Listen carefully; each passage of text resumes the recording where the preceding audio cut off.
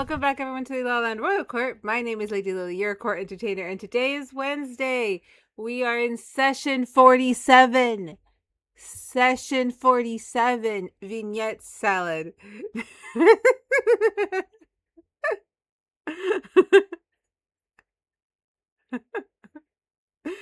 I feel like they forget that I can hear them. I don't mute them for me. I can hear everything they're saying. They're talking about me right now.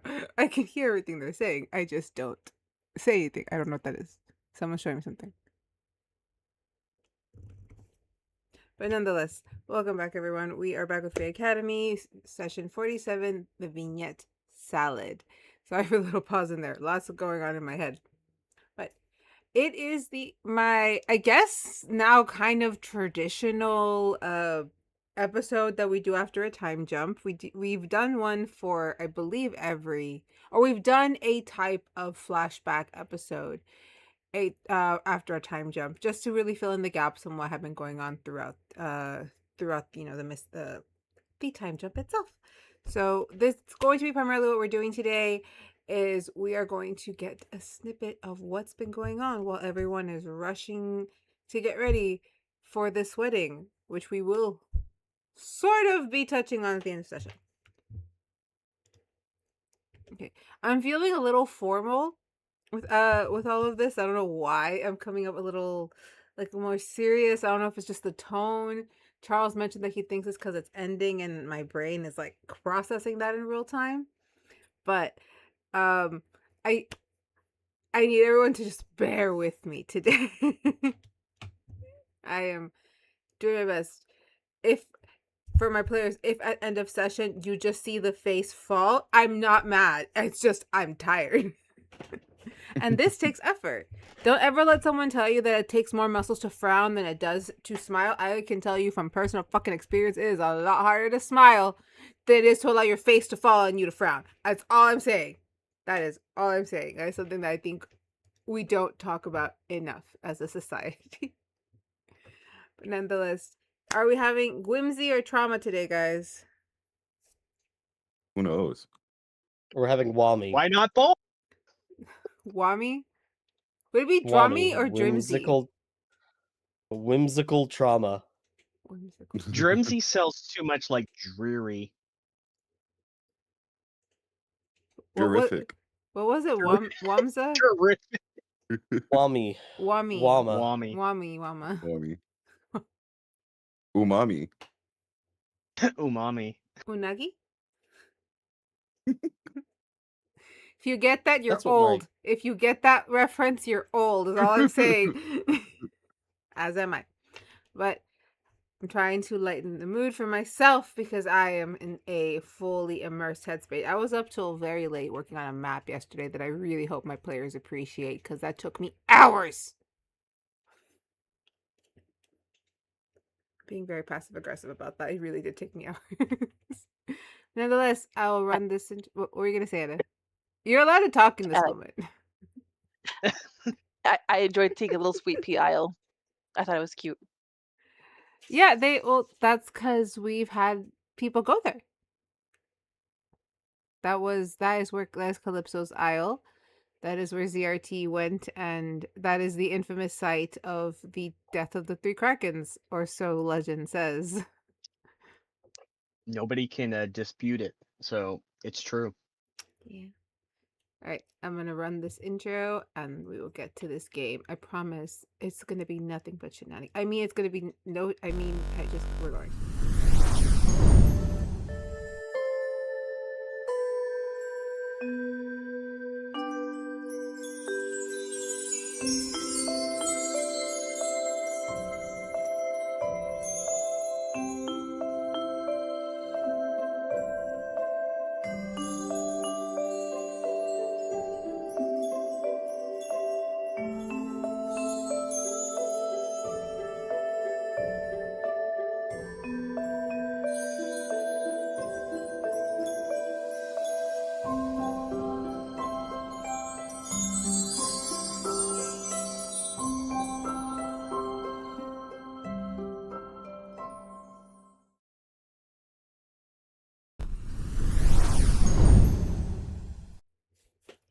Last session was left on a bittersweet note, with our students realizing that their acquisition of the Ember Crystals may have worked slightly against them, though they did get to learn what they were and get an idea, or at least another piece of the puzzle that is Shelby's ultimate plan.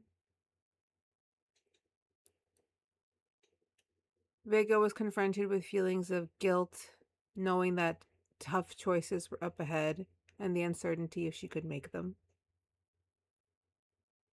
Vashley feels the weight of the world on her shoulders as she moves forward to having to literally stand in front of many, many people with the weight of the world literally on her shoulders.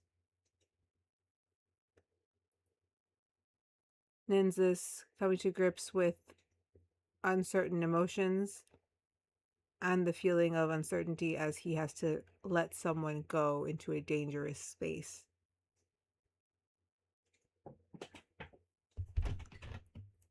Ardyn,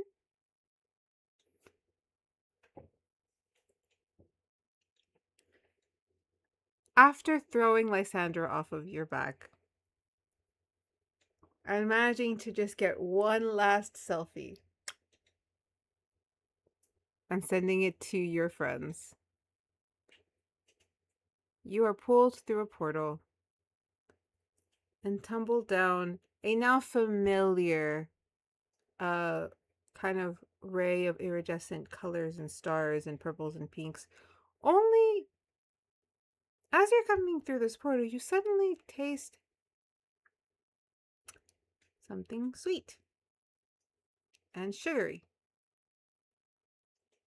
as you land just a couple feet. You fall for about a couple feet as you land on the ground in the middle of what seems to be, or at least looks like, grass in the middle of a small clearing surrounded by trees.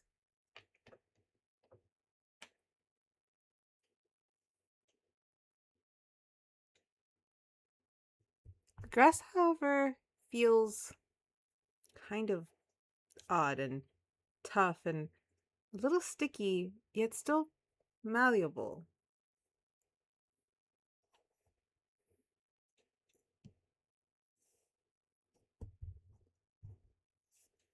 You are completely surrounded in the trees. You can kind of see the the clearing up if you were to move forward, but for now, this little tiny bit of meadow or clearing that is where you are isn't so much soft as, again, it feels a little tough, a little sticky, and smells a little salty, but good.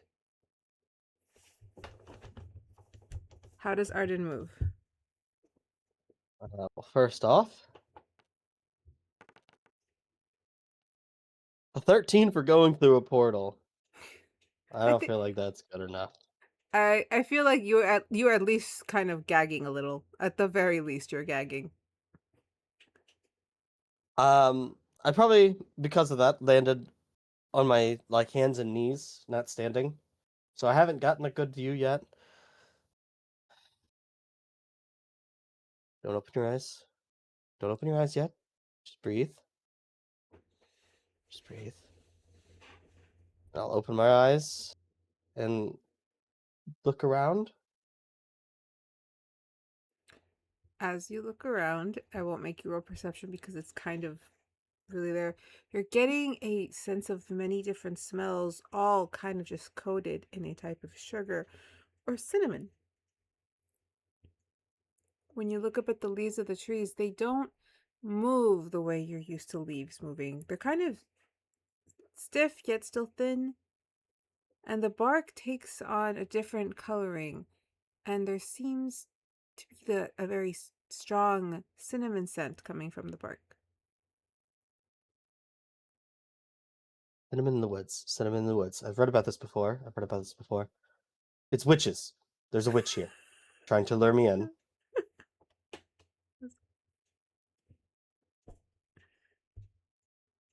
A couple leaves fall as you're taking notice of the bark. These aren't leaves.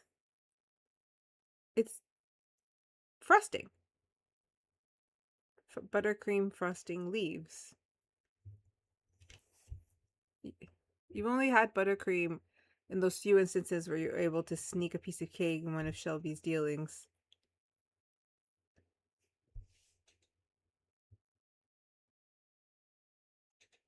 Yep. Okay. I don't see anyone around. A taste wouldn't hurt.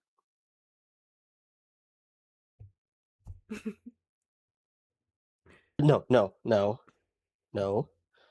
Ardyn. Ardyn. You told them you would be strong and you would get over yourself and that you would be useful. You press on. And I'm going to walk, but as I do, I am going to just stick a finger down and just and try a little bit of the buttercream. It has a really good smooth consistency, and it tastes like it's giving that, like, I don't know if you ever had lemon buttercream frosting. Mm-hmm. Very kind of almost citrusy scent. Little flakes of the cinnamon have fallen on these leaves, so you do get tiny bits of cinnamon as you're walking. It is a very pleasant, springish taste. Very sweet. But if you walk straight... Oh, sorry. I was going to say, from where I am, can I see any form of high ground? So right now, Anywhere where the elevation picks up? you're in kind of dense trees forest, but you do see kind of, if you look straight, you see like light as if it clears up. Then I will get... I'll just kind of have my javelin in hand, sword still in my back, just in case, and I'll start jogging ahead. Sorry.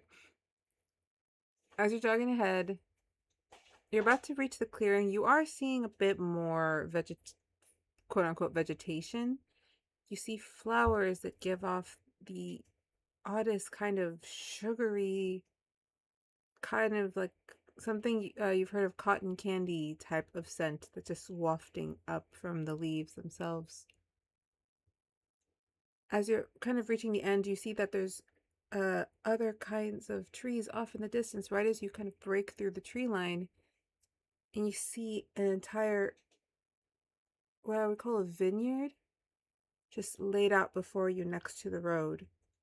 Far ahead, you see hills and a mountain, oddly shaped, with large, dark spots on the mountain, and a coating of snow, maybe? Only it doesn't give off the impression of snow from the distance.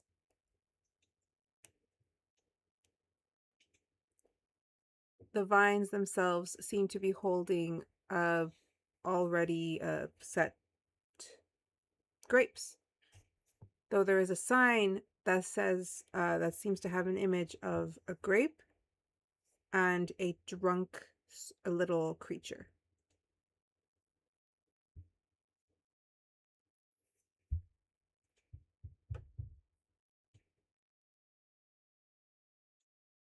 I want to stealth my way towards some of the vines. Over it. Very sneaky. Totally not averagely sneaky. And I still have some of my glass vials on me that Okay. have, a seal. I'm just gonna put a couple in there.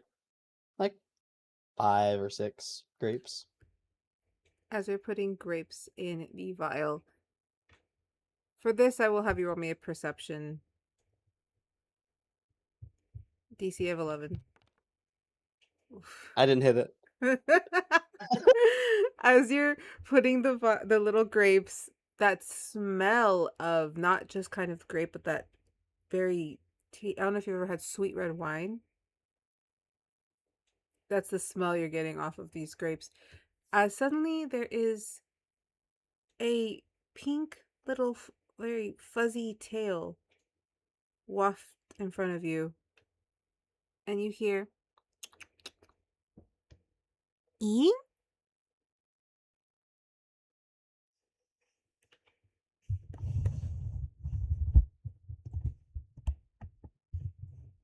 I'm going to attempt to hold still, perfectly still.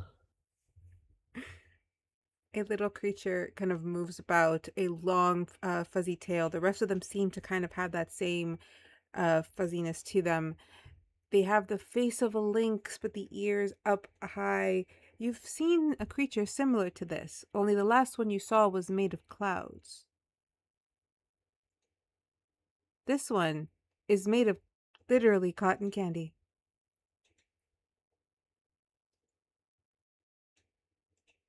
Does it look like the little creature that's on the sign? Yes.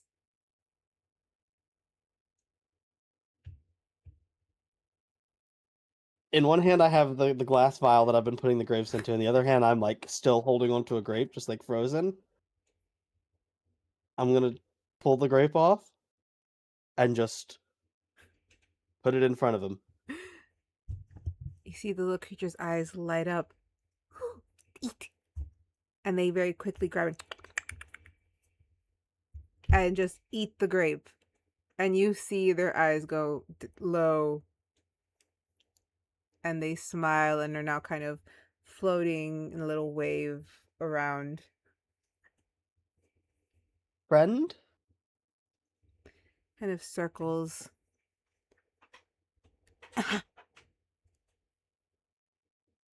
You eat.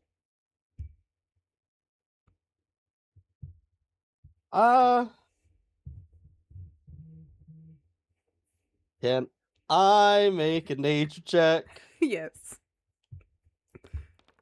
I've seen a poison berry or two in my lifetime. With a 12. Well. You also are in botany, so that gives you an advantage here. Oh,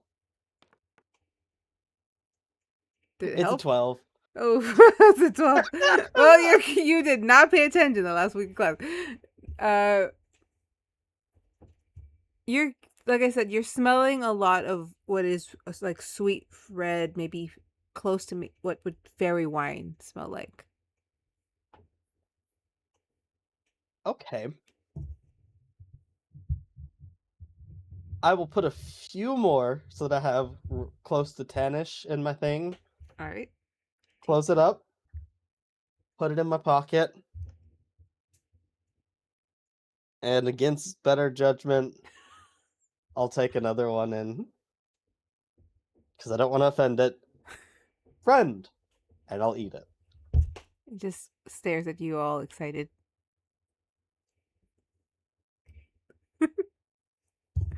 When you eat the grape, it's as if you just drank half a bottle of wine. I'm gonna need a con save. But you're good. You feel Look, the buzz, but you're good. when you spy on the nobles, you got to be able to hold your liquor. You got to That's get true. them drunk enough to have loose lips, while still being able to not blow your own cover. The little creature. Delicious. Name. I'm Ardyn. Delicious. What? Oh, your name is Delicious. Yes. Wonderful. Where are we? Oh. Vineland. That is Cookie Mountain Land. That way is apples and licorice orchard. Uh-huh. It's my favorite place. Tis favorite place. Wish Nynzus or Vega were here. They would know how to get the hell out of here. They would know how to make a portal or Village something. this way. Oh, sure. Like, big, tall, old people. No magic. No Not no, but no. Ah. Lead the way. You see them float ever so often, like just kind of shifting, turning around. Where from? From the swamps. In a very far off world. We've swamps, but it's chocolate milk. Very tasty. That must hurtle awfully in the summer. It turns into pudding.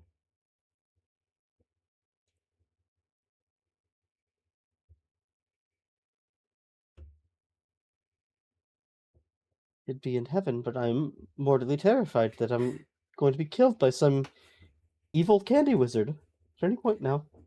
Wizard. We have wizard. Oh, lovely. Far away. Far away. Ah, Up in Cookie Mountain. okay, so stay away from Cookie Mountain. Thank you. Yes. The ice cream is hard to travel through, even for us who fly. Well, this village, how long of a walk? Just short, just over this hill. As you guys are going over, you are passing by an orchard of apples that are already coated in caramel. The apples hang as caramel falls from the bark and just covers the apples. You see some covered in sugar who are on trees that have these kind of brightly colored leaves that also kind of secrete a little bit of like a sugar paste that falls onto the apples. You pass trees with bananas growing at the base, but these trees also seem to have cocoa beans that drip chocolate onto the bananas themselves. As you reach... Continue. It's beginning to make sense. I died. That's what it is. When I stepped into that circle and saved her, I don't even remember her name, it killed me. You die? I think I'm dead. But you're talking. But I'm here now. Here is good. Here is good and mostly safe. Mostly. The weather can be tricky. Got it. Have you ever had an ice storm? No. Actually, I don't deal with ice much back in my home. I said it wrong. The elders call it shaved ice storm. Lucky if it is lemon flavor, bad lucky if it is cherry or any red flavor. Uh-huh.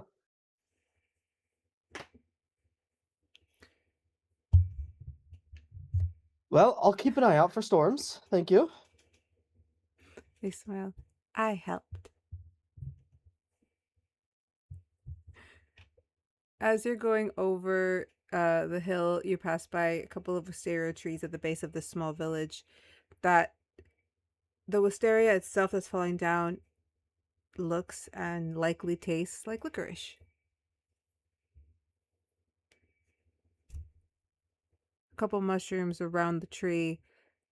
You see the Delicious just dart over to the mushroom and shove it completely in her mouth. I wanted cake. There was fresh cake. No. Licorice cake. Wine. Grapes. Got it. Okay. But you do arrive at a small village, just a couple of homes. Some people already out doing some tending to some gardens, some work. They see you.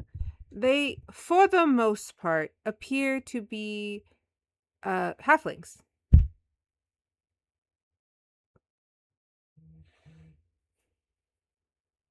I must ask, what color is their hair? Oh, different colors. Different colors. Okay. So green hair. An orange skin? No. Yeah, they're not singing a song that will have me carted off with some terrible affliction while Well, everyone is happy and cheery. do you have a lesson to learn? I have a lot of things to learn. No, they appear to be halflings, but I will say their hair color is varying different types of what you would call candy colors. Nothing brown or just blonde or black. It's all like bright colored candy colors. Gotcha. Well, where is the elder you said? Yes. And she kind of rushes over to an individual by one of the bigger houses. A little taller than the others, more weathered. Walks over. Tell Batista, but common? Hi. Oh, common, yes. Sometimes we get people who speak other languages that we don't know, but we know common. Well, I only know two. And that's Goblin and Common. Goblins. There are goblins, but their speech is hard to tell, very mushed here. How can I help? Well, see, I'm not from here. I was in my world, and one of two things happened. Either I stepped into a prayer circle to help save somebody, and a portal opened, and either it killed me or the portal brought me here. Oh. You must make choice. He turns you around a little to the other side of town. Through there is forest for challenge. Walk there, make choice, you'll go home. Would you like sweet tea? Yes, actually. He waves his hand, and they bring you this like thermos that is almost your entire body weight in sweet tea. With my 21 strength, I carry that like it's nothing. Like that that lasts a week, too, if refrigerated. Okay. Well, as much as I would love to stay here, I kind of feel like the longer I'm here, the more time that's passing back home, and I'm not sure how the time stuff works. I was talking to Nynzus about it one time, and said sometimes 5 minutes can be an hour can be a month, and I have things back home that I need to make sure they take care of. Yes. As you're talking, he's listening, and you just see him pull a mushroom out of his pocket, and he's just eating it like if he's eating a muffin or a piece of cake. It sounds like you come from a busy place. Are you this Nynzus? Is that your name? No. I'm Ardyn. Sorry. Apologies. Ardyn? I am scrumptious. Horse. Humor me a bit. Is that one tasty? And I'm just gonna point to a random person. That one, no. Tasty's my sister. Ah. He points to yummy, the other then? house. Oh, 2 towns over.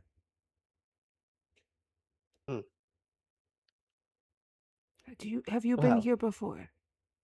No, I kind of have a little power of guessing names. I'm a This bit good rusty power with it, though. is good power. Names is powerful. But I give you, and you see the little candy links come back with just like a little basket of assortment of apples, oranges, all candy coated, and a couple of what appear to be like shards of like sugar candy. Supplies And and ration. Thank you. there's mushrooms at the bottom protected. Best. We got 3 flavors for you. Wonderful. Wonderful. I will make sure to enjoy these when I have the time to sit down and process what is happening. If you come through And portal, this a lot. yes, I'm in system shock at the moment. You see that the town one is literally made up of gingerbreads. There are gingerbread houses all around you. The people don't seem to be aggressive. They seem very calm. They say hi to you. They go off and do their work as you're being led through town. There's music. It's very small and simple. They seem to feed off the land a lot. As you're led to the edge of town, Delicious will follow you for safety in case need direction. Gotcha. And you said just into the woods, and there's a challenge where I must make a choice? You should see a path of yellow sugar. It will lead you to the choice. I have no way of knowing what the choice is, as it is for you. Okay. Well, making a choice. I've made plenty of those before. What's one more? I shouldn't say that out loud. I am just really asking for it.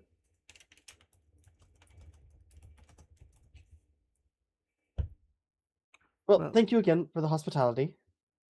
Always welcome, Ardyn. Would you like a candy sword? It's made of our finest crystal candy. I would love a candy sword, actually. Only good for about 3 swings, but tastes delicious. Not you, delicious. It tastes delicious. Okay. Well, I'm just looking at my gift basket, my thermos, and my gummy sword. Candy sword, yeah. And yeah.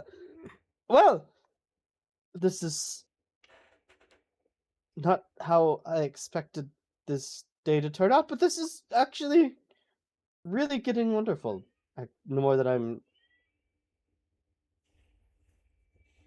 There's a soft breeze, and it just smells like sweet fruits, watermelons, and such. Well, I hope our paths can cross again when I'm less pressed for time. Visit us anytime. But stay away from Cookie Mountain. Yes, I've been told there's an evil candy wizard. There's a wizard. We don't know his affiliations. Okay. Morally unsure candy wizard. Got it. Morally unsure. I think we've got a better name than just the wizard.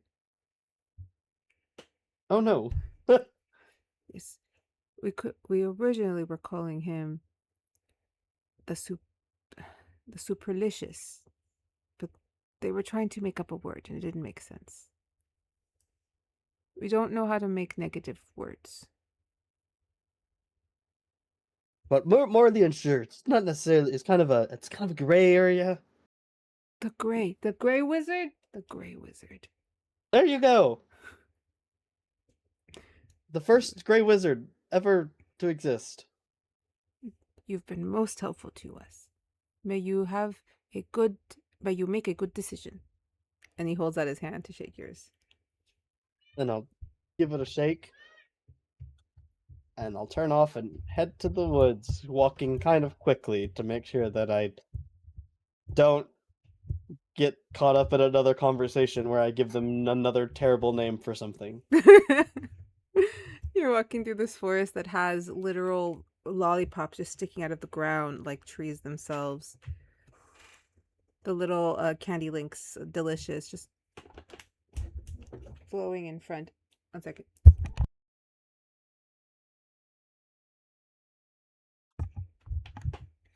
The little candy licks a little for.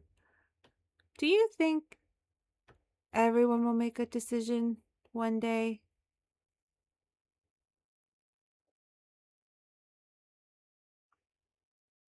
You know, everyone makes choices every day. Every day? You make choices. No, I You don't. I chose just to eat. come with me. That was a So you choice? chose to come with me. Oh, Yeah, you could have decided not to. I Some choices are just bigger than others. Sometimes there's important things that we have to decide, and I don't know how things are in this world. we But the most important thing is that if you make a choice, try to make sure it's one you don't regret. almost terrible to regret choices. It is. As you say it is, you guys come to another small clearing. Here it is. You must stand in the middle.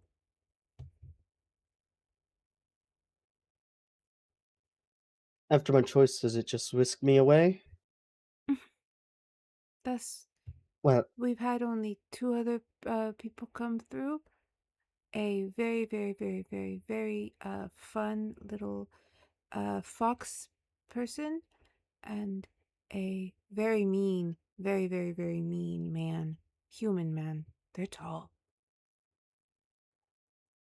He made the wrong choice. describe that man for me out of curiosity. Tall. Also, this thing is like less than 2 feet tall. Everything is tall. It's about the same. It's like me. Everything is tall. Tall, angry face. Only wrinkles here and here. Did it have a name? He said his name was none my business. I said that was a strange name, but we cannot judge others by their names.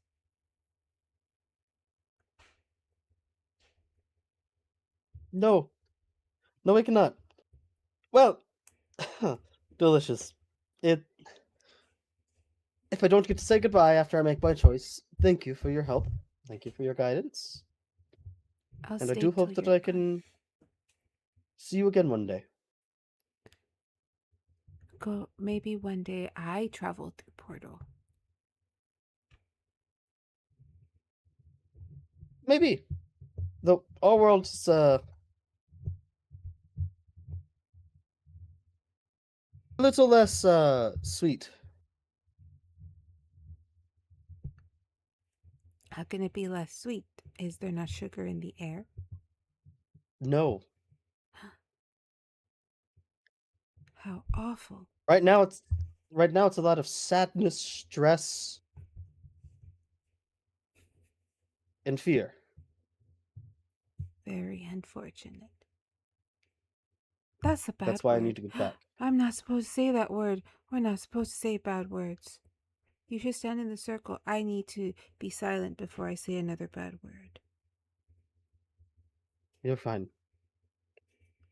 I hope I did not offend my new travel friend. Trust me. I've heard a lot worse where I'm from. Oh, you should tell them it's not nice to say bad words. Only happy words. Only good words. I'll let my friend Vashley know that. That is good. As you move to stand in the center, the candy lynx just kind of swirls up and is at the top, is at one of the lower branches watching down. And Ardyn, as you're in the center of a lollipop forest, I would like a perception. Again, the DC is 18. I mean, 11. I don't know why I say 18. It's 11. Okay, well that's a 6. Oh, no importa. So you're not really picking up on any sound. But after a while, you do see something come through from the tree lines. 1, 2, 3, 4, 5 creatures surround you. They seem like small foxes to you. Only their claws appear to be made of a strong, colorful material. Their fur is a little spiked, and their teeth are made of the same thing as their claws. They don't look like the friendliest of creatures. But they surround you, stare at you. They don't growl or hiss.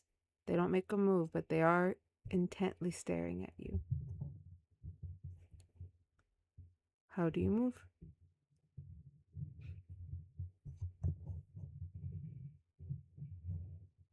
I'm in the circle, right? Yes.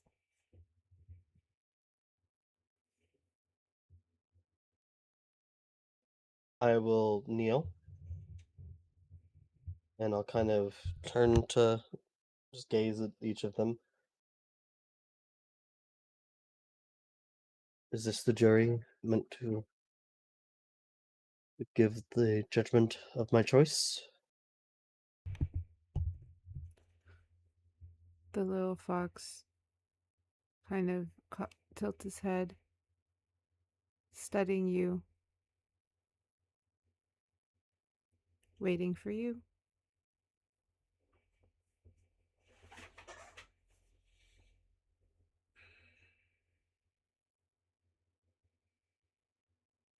I want to. I'm going to use my magic awareness Gotcha. just to kind of sense what type of magic these things are. Okay. Because I'm assuming they're magic. With your magic awareness, yes, these creatures are magical, highly intelligent from the not just the look of them, but the type of magic that wafts off them. You are correct. They are judging and waiting. I will say that I wish there's something like a logic roll here. Could you give me an intelligence check? Yeah. I'm keeping the DC at 11. Okay, there we go. I have a +0 on intelligence. We got a 15. That's all that matters. That's all that matters. There's this thought in your mind that kind of hits. Is this do I need to fight them? Or do I need to tame them? Befriend them? Or am I meant to attack? That seems to be the feeling, almost as if the fox themselves are projecting the thought. Will you fight or befriend? I'll take my hand onto the hilt of my sword. And I'll pull it off my back. place it on the ground in front of me.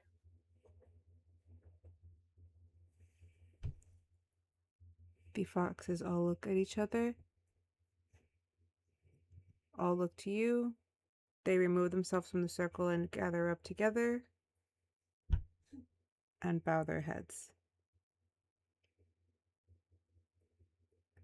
There's enough blood on my hands.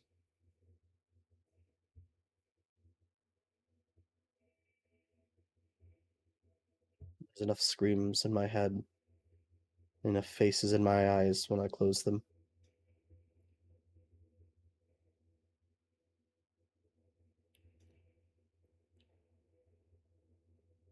You see the one who had been staring at you, touch their nose to the sword.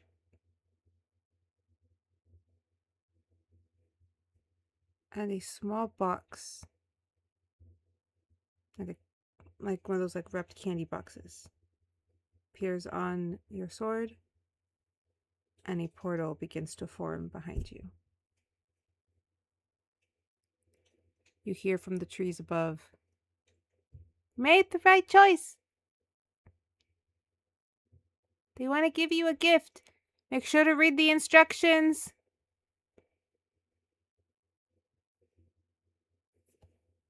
As you are being pulled into the portal, the foxes stare at you.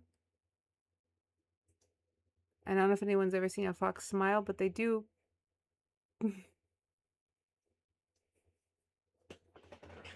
I want to do something kind of for it. crazy. All right. Much like I did with Cassian, where when during my rage I used my magic to reach out to him, and it just so happened that I hit the D100. I want to try to reach out to the foxes with my magic, which means I'm gonna pop a rage. Go for it.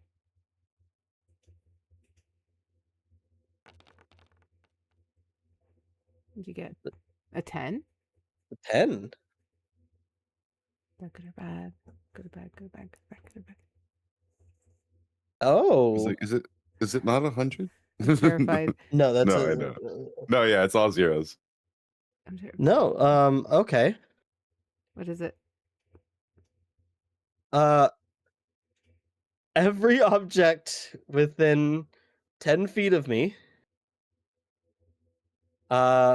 begins to float as a field of lowered gravity is centered around me, and it technically gives dexterity checks and saving throws within its range disadvantage. But I'm just trying to channel my magic and reach out to them. As they are still a little close to you, they float up with you.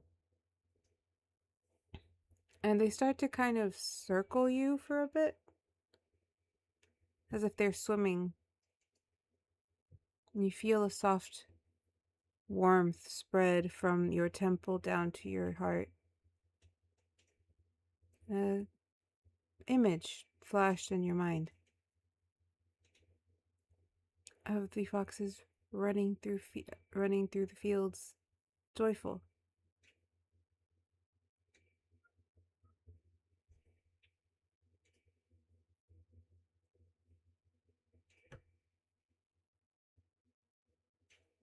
I'll just give them a smile, and I'll pick up my sword, put it back in my back, and take their little gift that they've given me, and just set it in the gift basket that I'm holding. And I'll give like a wave by, and like make sure I look at and smile at Delicious as well, and I'll let the portal take me. As the portal takes you, you hear Delicious's voice again. "Don't forget to read the instructions!" And you are pulled out of this very sweet and pretty and delicious world right back onto the fairy circle where you had landed. However, there is now instead of Lysandra and Eamon there, it is pretty much empty and clearly well past midnight.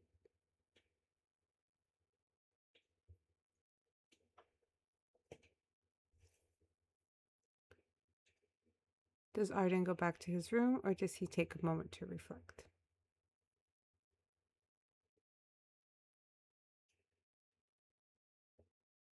I think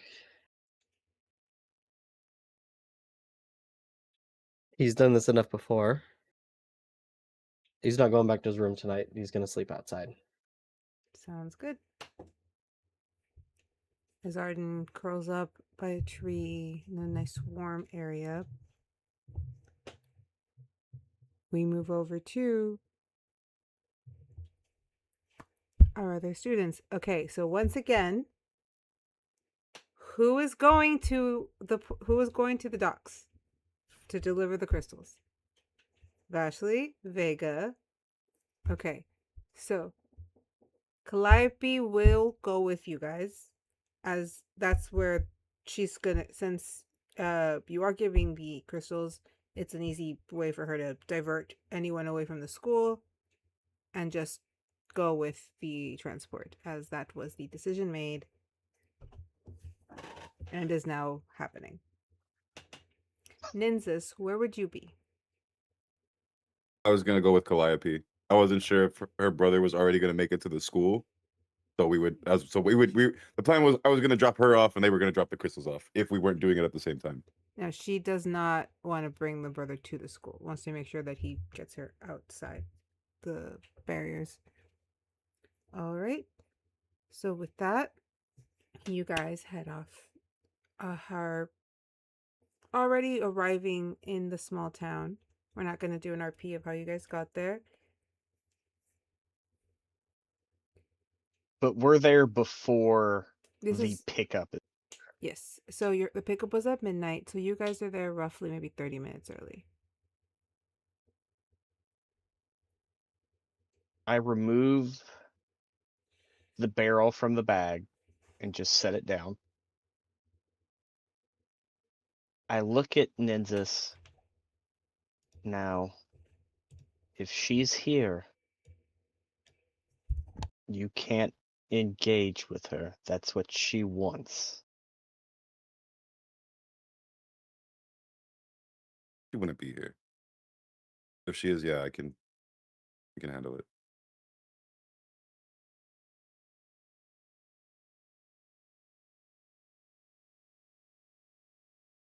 She'll look at the crystals. She'll pick one up. If these are going to be used for what I think they're going to be used for, I'm going to bear this poor, random, unfortunate soul not to have that fate. And she'll take that crystal and put it in her pocket.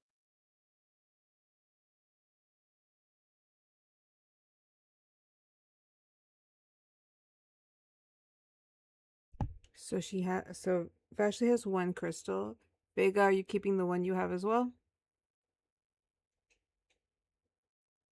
You'll steal one more. So okay, I need to know how many crystals you guys have. Two total. Two? Okay, 2 for Vega. Vashley, you have how many? That Has 2. I've got 2. I have one from previous. All right. And Nynzus, had you taken a crystal? I'm going to have one for that. I think, yeah, just 2 as well. All right, so 2 each.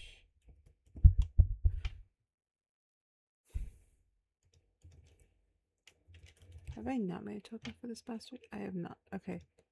I just need a random token. Just put the name Nox down by the boat next to Xander. All right. So you guys are walking along.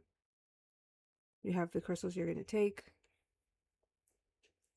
The town itself had clearly cleaned up a bit, but there's obvious signs of a couple of broken roofs, smashed windows, the debris from the warehouse evident, even though it looks fine there, but evident around the town. There seems to be nobody out there. But you guys make your way down the docks. Calliope looks at you all. So, are you sure we're giving those back? Just double checking. No. We made our decision. Hopefully, it's the right one. But either way was a terrible choice. Are you sure about your decision? I want to help. And I think I could do more good back home than I can here.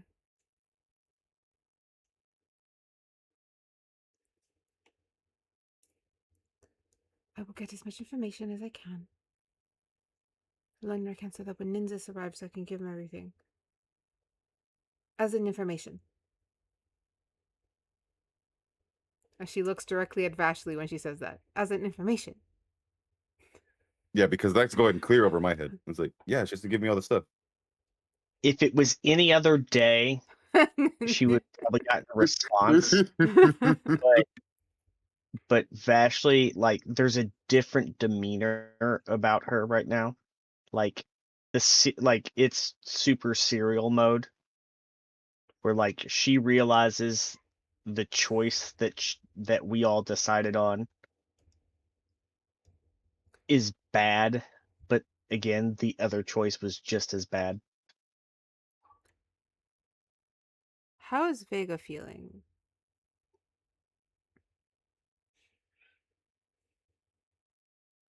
Vega voted no, but she is staying by her friend's side because we're in this together.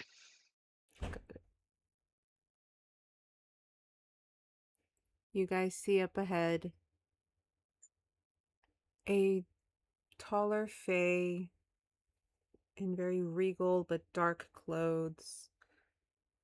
Long hair, a little oily and stringy, but long, about shoulder length. Next to him, a fae in long wizard's robes, also very ornate. He has a very sharp angled nose and a very kind of just handsome face.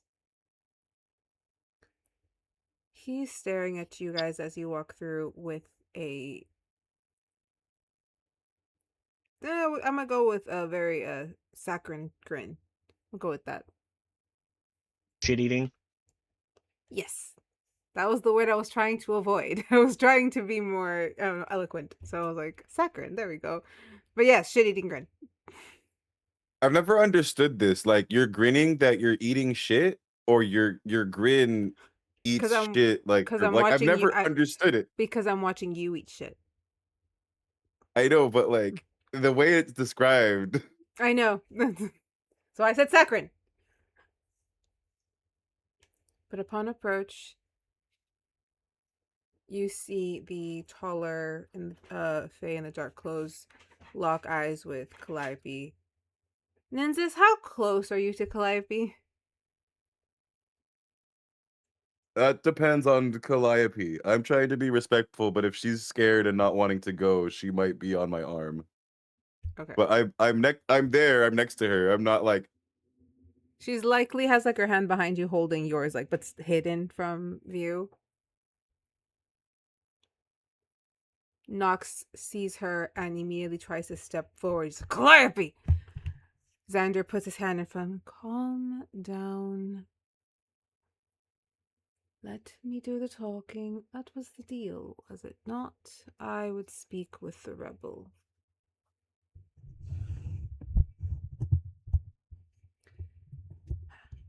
And where are these crystals that you so eloquently stole from us, lady? You mean the ones you were trying to load on the boat? Weren't you? It's a shame you weren't on the boat. I was on the boat. Haven't had to move that fast in years. Loved the exercise. Good waters here. Not too cold. You did leave my friend with a rather nasty gash, so for that, I might have to make you answer. Above table, looking over at Vega, how is she reacting to that voice? Is that what I know? That is the voice you heard the night that Miss Iris was taken. Fuck off. I guess I'll roll a perception to see what Vega's, because Vega had mentioned that, but I just want to see if I can clock it. 23. What does Vega look like as she hears Xander's voice? Or this person's voice, sorry. She's probably trying to stay calm because she knows. So, but it's like there's, you could sense her blood pulse. Seeing and probably sensing that, I'll just kind of calmly put my hand on her wrist. And I'll step forward and pull out the barrel from the bag. Oh, ingenious. Spatial magic gets one out of a bind. Does it not?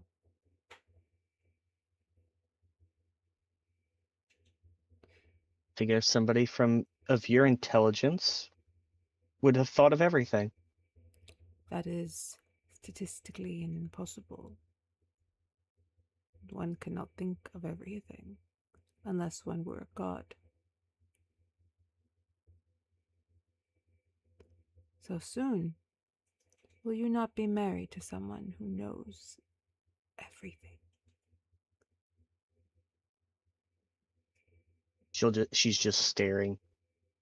Just daggers. I'm gonna roll an intimidation where I'll fuck this up. All right, let me. I was like, do I have this character? Oh sheet up? fuck. 3. It's dark. It was a 2. Oof. I was like, I would have given it to you, but I can't. No. Because I will tell. I'm only being a bitch when I'm over here to look at what he would have to. Yeah, he's fine. To roll negative.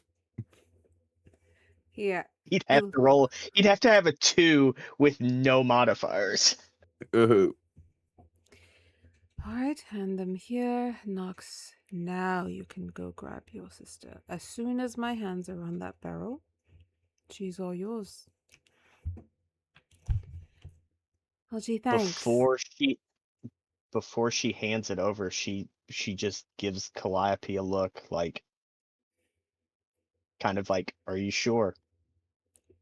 In that smallest, like, side eye of a... Like, I'm doing this. She'll look over at Nynzus.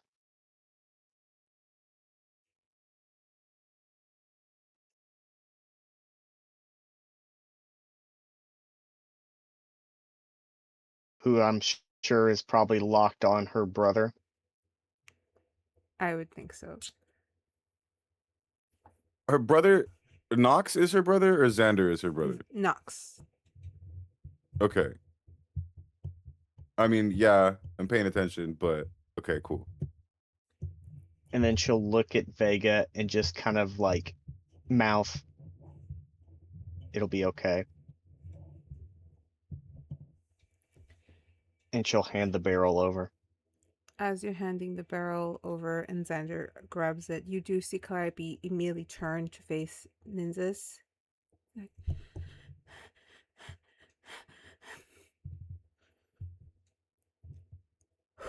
don't do anything. Don't do anything. Don't do anything. Because as she's saying that, you see Nox just walk over and yank her towards him. Very aggressively, very violently. She fights for a moment, kind of like a yelp. And Nynzus, just for a split second, she does hold your hand and doesn't let go as she's pulled. Nothing. I'll see you. I'll see you. I'll see you. Before Nox uses his other hand to just pull her completely off. If you want to try and hold on, that's a strength check. But if you're going to let go, you let it happen.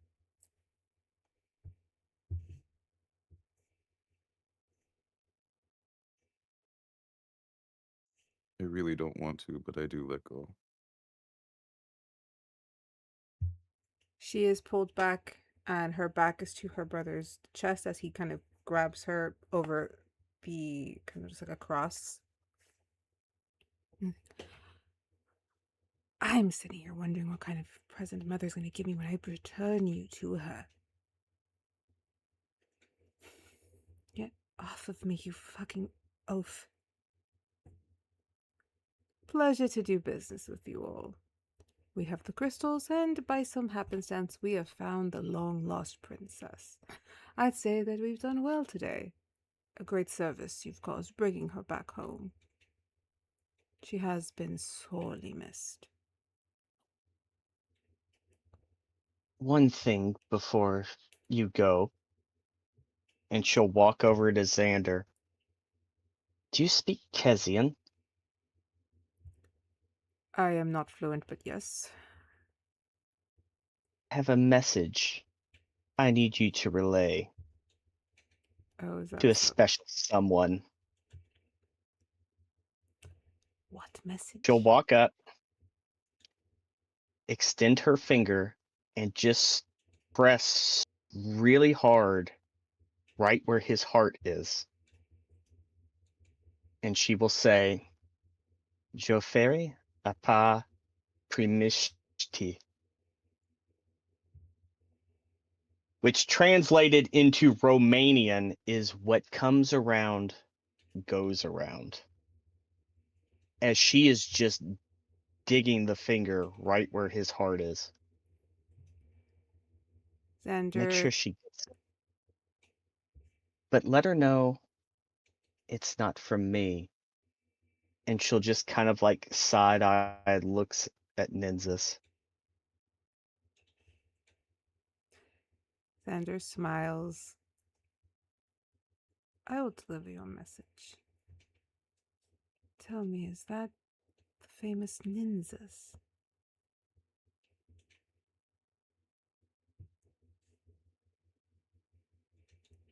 As you look over, by the way. Oh, Mhm. so I don't. Yeah, as you guys are looking over, because earlier as Calliope's like hand like leaves mine, it does tighten into a fist, and then my innate sorcery thing activates, where it's just like the magic simmering off of me, which is I'm really trying not to do anything, but it is there. So let me burn one of those real quick. And you have a little moon fae with you. Your crew is so odd. I've been to Arcana Lake. It was about time that I darkened those waters, wouldn't you say?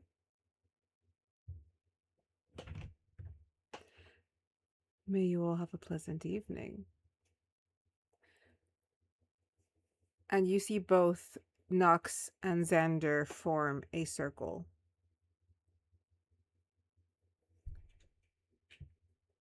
Calliope is the first one shoved in. As she's kind of being manhandled into the portal, she does look back. And you just hear her yell, "Give them hell, Vashley!" As they just shove her into the portal. Nox goes in after, but he does lock eyes with Nynzus.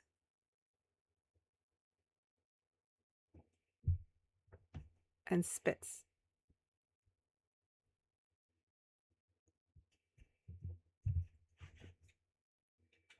Xander waves goodbye to everyone, but gives an extra little goodbye to Vega. He stares at her for a moment, but not at her eyes. If you tracked it, it's almost as she was staring just above her head.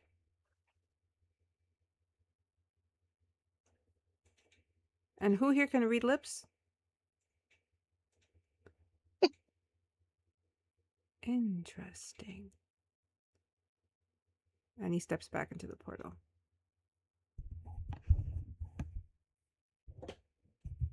Calliope is gone. The crystals are gone. You're left alone on the dock.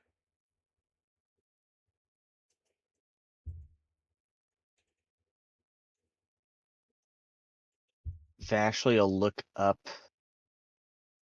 at the moon. Did we make the wrong choice?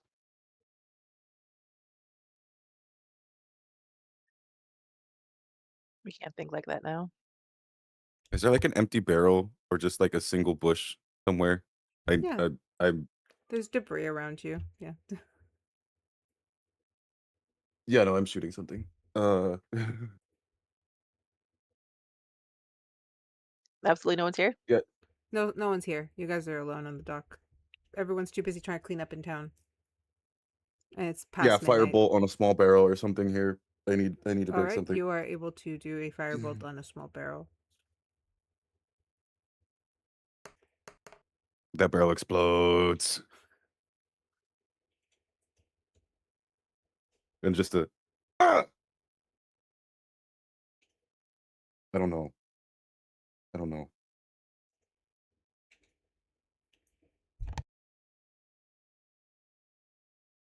Seems like no matter what we do, they're always one step ahead.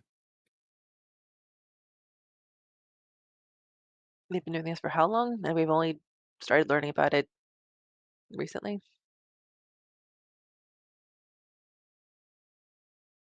You can't Then, master a thing in less than a year. then if they're one step ahead, we just need to sweep their legs out from under them.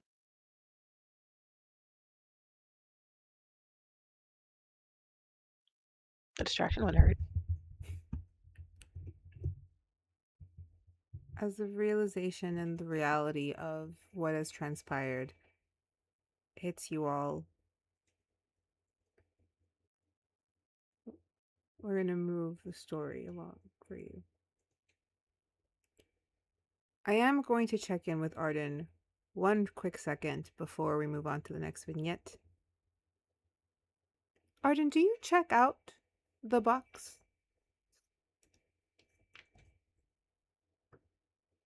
Yeah.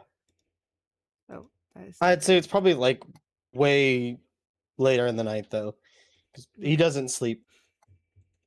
So, Willingly stays up all night, but way later in the 2 or night. 3 in the morning. Okay, so en la madrugada.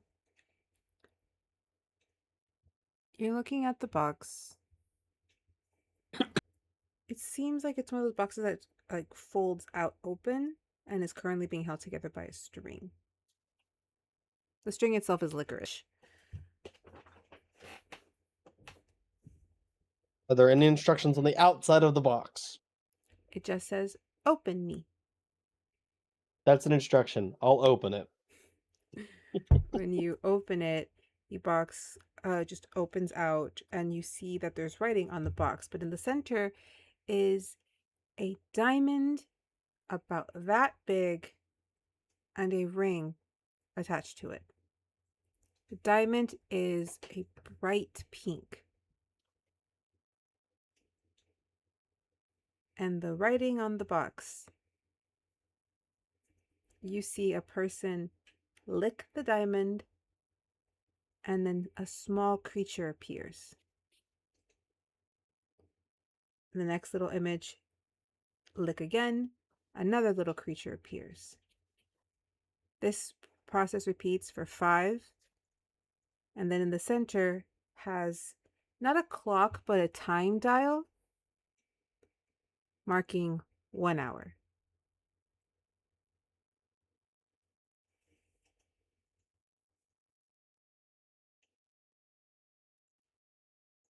Got it. Tell me if you did, because what do you think it means, please? Licking it summons a creature for an hour. And there's 5 creatures that I can summon.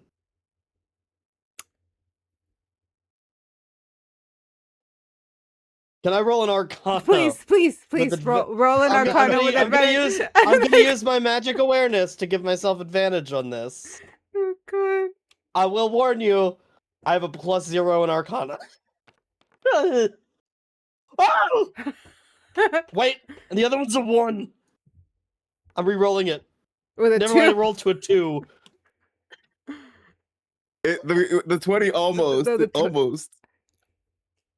Is it you can summon 5 creatures for only an hour? Or you can summon as many as you can in just 1 hour? But I'm going to give you the specs above table, because if I don't, I need you to know what this item does. Okay? So I'm going to send you what it does. I'm not going to say it because it's funnier this way. Okay? I don't know why I did this. I said this last night when I was doing this, and I was like, this is a terrible idea. Why?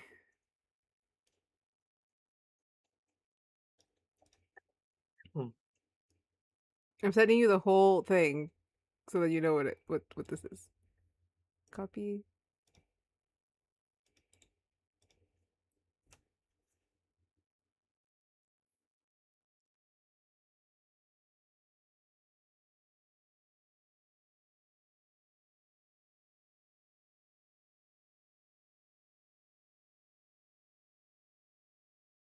Okay. That answers my big question. Okay. Because part of me was about to try something with it. I know. I was like, wait, hang on, let me fix question this. Okay. No, that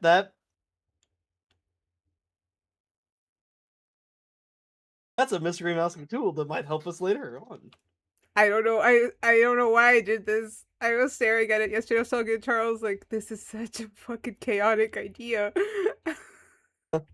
Just listen, when Ardyn says, I need you all to help me lick, you just gotta go with it. There was a joke, but that just makes it even worse, the joke I want to say. But I'm saving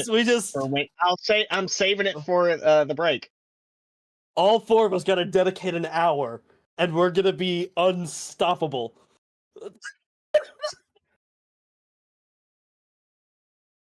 Again, Guys, you gotta lick this. you gotta lick this Okay. box. No, it's a ball. It's a diamond. It's a diamond. It's a ring pop. It's a You gotta lick bloody the ring jewels. pop. Lick the jewels. Y'all are making it I would've weird. also- Stop. You made the item, not us. I did. And we have friends that can help. Continue, Chad. I was gonna say, What I would color also is the send them a jewels? message on my crystal, because I'm guessing my crystal was still left out where I dropped it. Yes, it would be around where you are. I would have picked it up and just sent a message to the group. Just, I'm okay. Think I'm gonna take some time for myself tonight. Hope everything went well.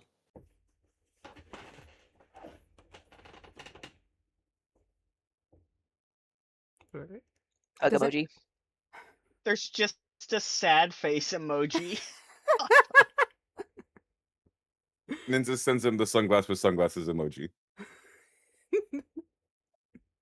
I send back a sad sun with sunglasses emoji. No. I found out how to edit the emojis. No, yeah, I was like, I'll turn to the guys while that happens. Like, and a new one. I guess you did have a good day. All right. So as Look Ardyn, at the chat. I can't look at the chat till the break. I will look at the break. No, the Twitch chat. Oh goodness, I didn't even look this way. I leave her a little bit and I come back to. Yeah. Ah! Oh, they missed. Perfect. They were late. No! It's That's like, okay. like 30 Now seconds I'm ago. not gonna know what we're talking about when I say that we all just have to lick right now. For an hour straight. Yes, It's you the have only to way. lick. You have to lick Lick as the much as you jewels. can in an hour. All right, it's imperative that The this jewels. happens. You gotta lick the jewels. You have to lick that the were jewel. in the box. Jewel. It's singular. Jewel. Well, what if you split it up? We never got what color it is. I did say what color it Pink. was. I said it was bright pink, which kind of Okay. makes it worse now that I think She about just said it. great pink. No, it Which could have been makes blue. it worse. Girl. But thank you for the There's Rachel the whimsy. I hope you had a good tavern talk session. We are currently in the little bit of whimsy left because it's nothing but drama, and there's this little bit of whimsy, and it requires you to lick things. You keep making it worse. I do. Yep. All right. And off to make it worse again. As we move on, Ardyn has a new item. He knows what it does, and he may ask the other players or the other students to help him in the licking department. Don't know why I did this to myself. You did this to all of us. I did. I don't know if he's told you what it is, because I told him. He knows what it does. Look at that face. Look at that face plotting shit. Look at it. And I was like, it's gonna go to Ardyn. And I know, like, both the best and the worst thing. Vashley. Yeah. A couple days go by. And you decide that you want to go speak to Colin Shelby.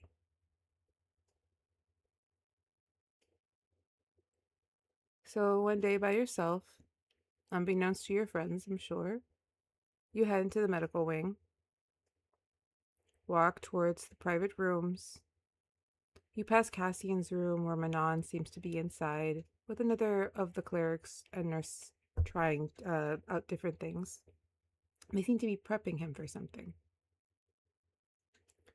But in the last room down the hall is a man standing up off the bed and kind of trying to walk as he tries not to hold to his side when you enter. Dirty blonde hair. Sorry, continue when you walk in. I'm going to roll a stealth check first. 18. You're able to open the door and like scoot inside before he notices. I shut the door behind me, and I assume there's a lock. No, these rooms cannot have locks. I shut it behind me. I believe we need to have a chat. He turns around, slight limp. I imagine you have many questions. Hopefully you have many answers. I think I'll have sufficient. Would you like to take a walk? They come into this room every 15 minutes, but I'm supposed to be walking for my rehabilitation. I just look at the leg and the cane. Are you even able to walk? I'm on the mend. This is good for me. Are you sure you want to leave? Because depending on how this goes, you may be back in that bed. I imagine there's nothing you could do to me that my brother hasn't already done. There's just a smile go across her face. Wanna bet? You see a shadow just cross behind his eyes. Like recalling something that you've done everything you can to suppress. Actually, I can. Walk with me, Lady Volgaris. I'm eager to answer the questions.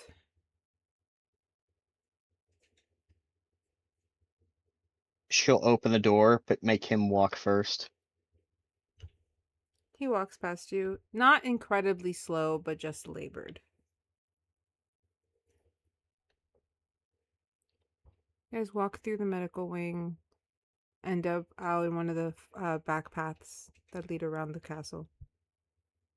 No one in sight. So you know who I am. You are all over the news reports that I've been reading since I've been here.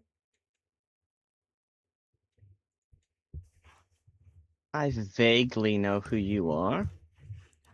The forgotten disgraced third brother.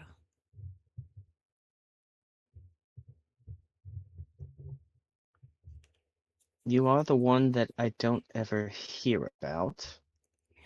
I don't know if that's good or bad. Depends who you ask. My brothers believe that if no one's talking about you, you're doing something wrong. I tend to think that if no one's talking about you, you've just done everything right. Different schools of thought. Well, in the case of one of your brothers, people need to shut the hell up about. Because he's doing everything wrong. Try telling him that. Oh, here in a few weeks, I'm going to have a nice little chat with him. Before or after the ceremony. Before. Because That's that ceremony is not going to happen. Ah, you are laying a trap for my brother. That's what's currently in the works. Mm. But I'm So- also not dumb enough to know that he probably knows that there's a trap coming for him. He is a planning man. Does nothing by whim. So yes, likely he is at least having an inkling. That's where you come in. How I can I be of know service? vaguely what type of person your brother is. And the way to knock him off his throne is to get under his skin to the point that he messes up. I need to know what makes him tick and what ticks him off. Because nobody around here knows anything about him. Well, they wouldn't. Even folks back home. Once James brought Phineas into the fold. He fit in like it was like wearing a glove for him. It just fit perfect, and he crafted his persona there.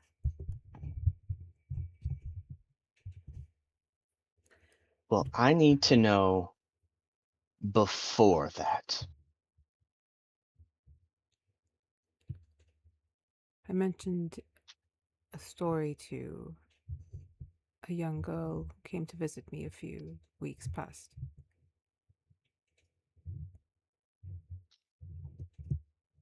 When Phineas was fresh out of leading strings.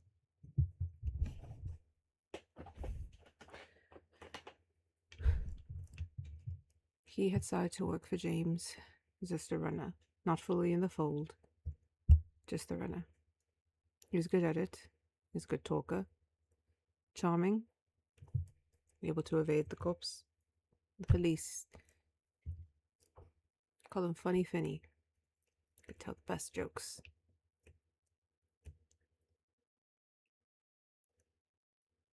He was happy. He liked it. He liked the attention. He liked the notoriety he got from being one of them. or at least in association with them. So naturally, as he was brought into the fold,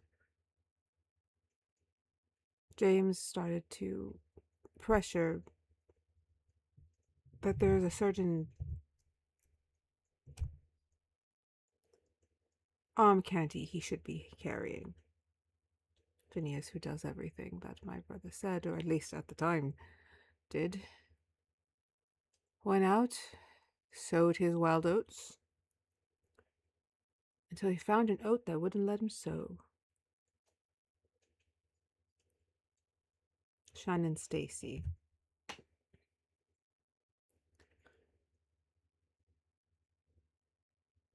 Kind girl. From a good family. Poor like us, but decent. Hardworking. Even though they were making pennies to nothing, they never joined up. They never participated. Never judged. Never called the police, but as far away as they could. And they wanted the same for you, for little Shannon Stacy.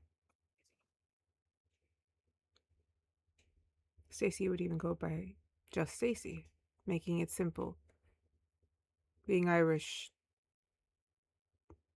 it gets you treated a certain way. Oh, Phineas was enamored, borderline obsessed. And little Stacy ate it all up. All of the jewels, all of the liquor, all of the partying. He moved up, became James's right hand, and it almost seemed like the next move was to marry Stacy.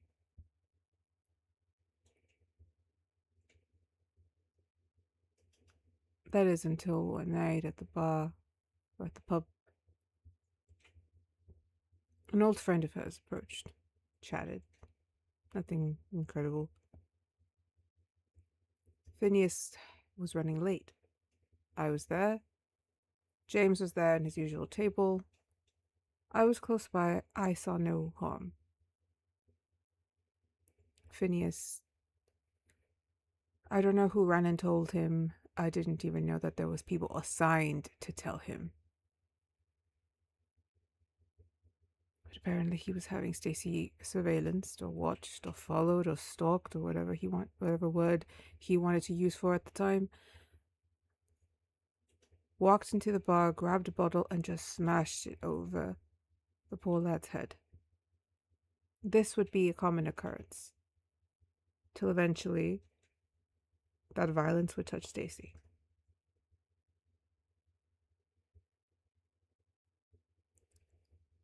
His rage didn't seem to have an off or a stop. It just grew angrier and angrier.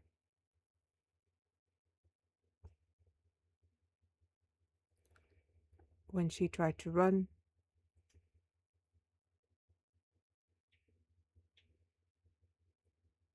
he put a bullet between her eyes.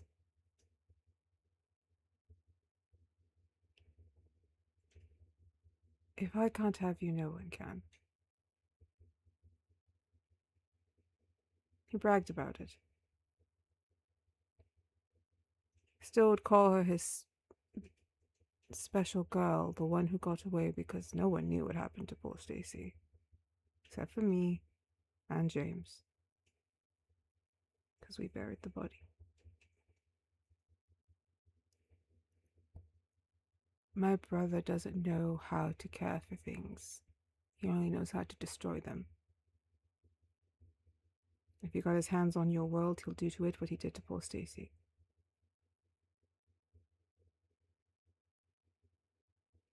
If he looks over, like, he can probably see, like, Vashley just gritting her teeth, fists clenched.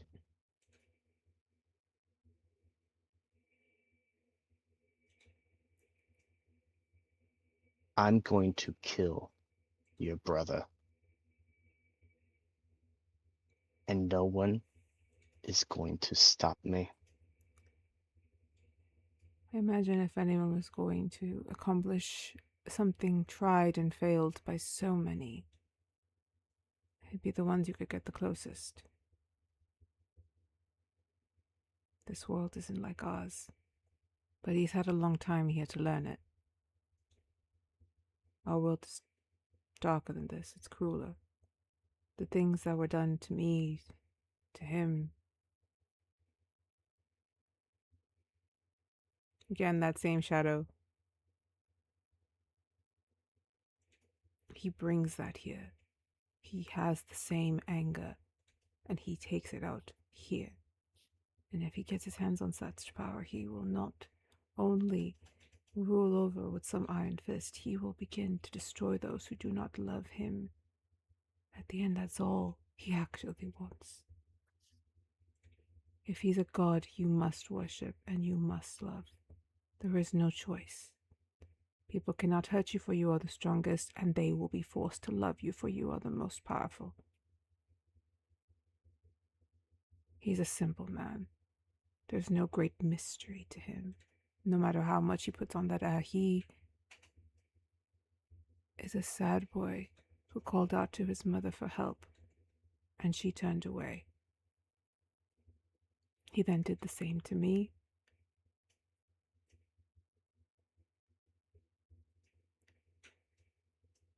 There is no saving my brother.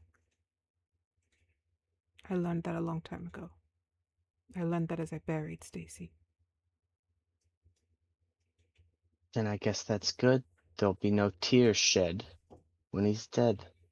I may cry for my brother, but I will not save him or step in the way. Good. Because I would tell your other brother, if one of you all try to step in to fill in the shoes, If you can I find a way kill to you get too. me home, I want to go home. I don't know this place. I don't hold magic. And all my family has done is make things horrid. I want to leave. I don't want to be here, but I don't want to bring Phineas back with us.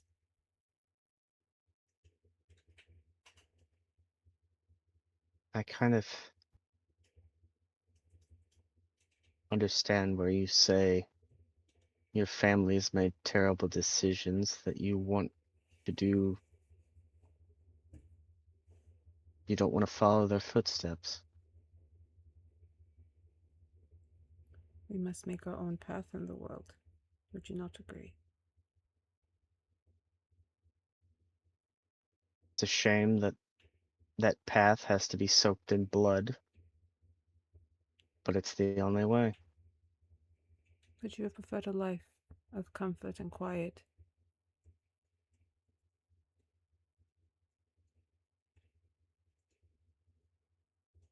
No. Then you will live a good one. Chaos brought me here. And now I have to cause chaos to make things better. So things happen for a reason.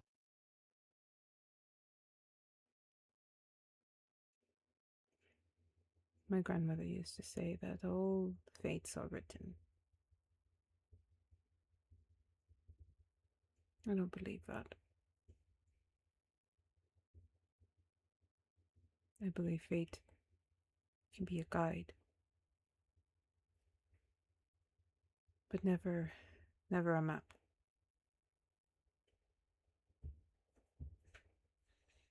You mentioned your mother. What was her name? Saoirse.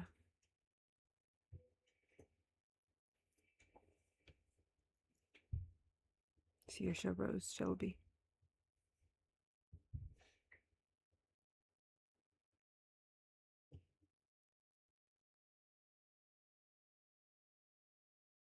I'll have you know something. When I walked into that hospital room, no matter what outcome happened, I was going to kill you. Just for spite.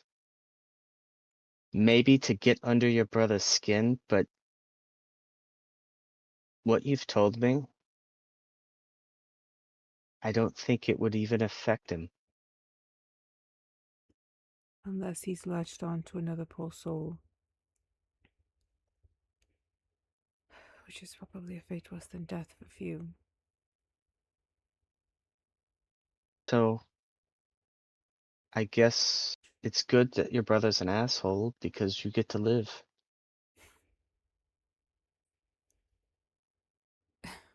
He laughs. And you just hear this like roar of laughter just escape someone who's clearly not laughed in a very long time. He hunched over, holding his side.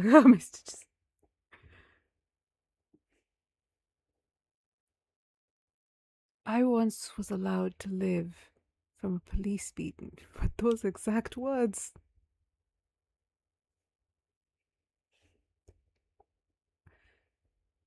Life is truly funny.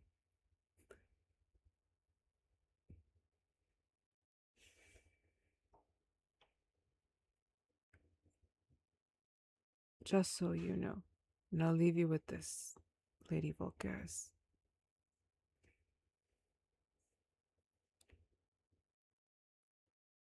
If you make him think that you can see him,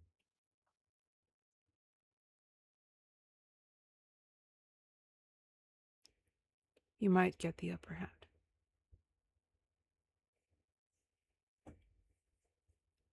His greatest weakness? His fucking vanity.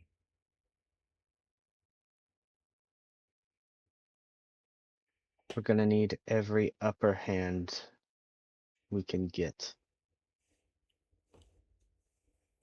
And with that, I'll say that you guys walk for a little while longer. He doesn't give anything of note. A couple stories about early childhood, his jealous, selfish, though at times happy brother.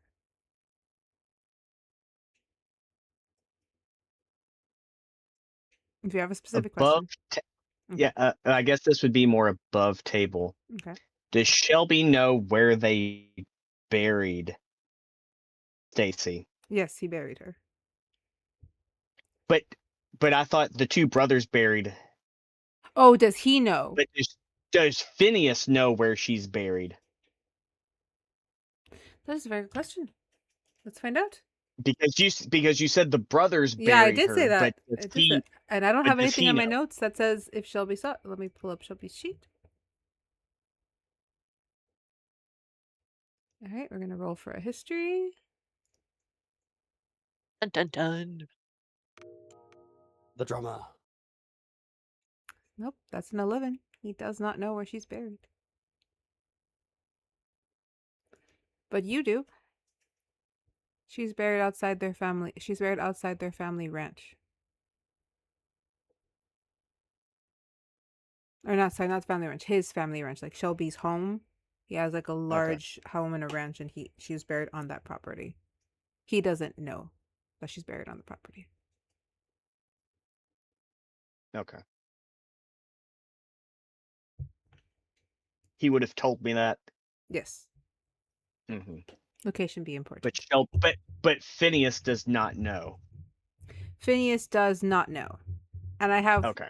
one more story I'm going to send you. And the only reason I'm not saying it here is because there are certain things in my world that do not exist, and I will never speak them into existence in stream, but I will send you backstories of characters from other worlds. So I will send you the last story, but I'm not saying it in the stream. But it'll help with how you move. Okay.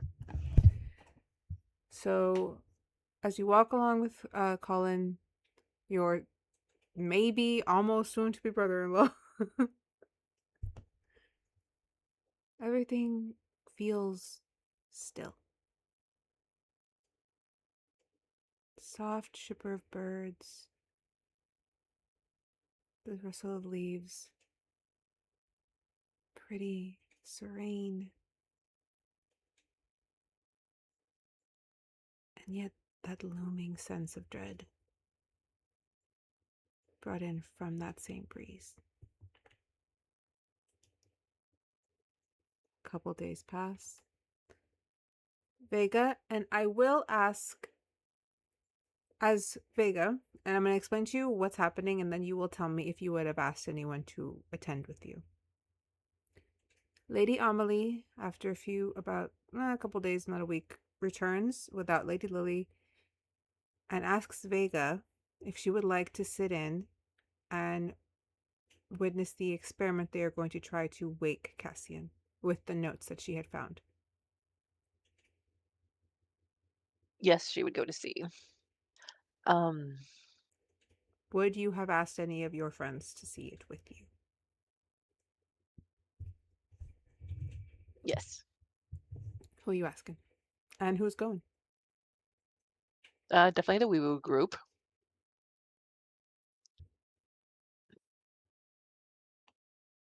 All right. Going. Ardyn's going. She would also ask Eris too. All right. Eris, Nin, and Vashley, would you attend this? And after this video, we'll take our break. Yeah, I'll go see because it's the notes they found in Miss Iris's journal, right? Yes. That's the ones you're talking about. Uh-huh. Okay, yeah. Yeah, Vashley would go.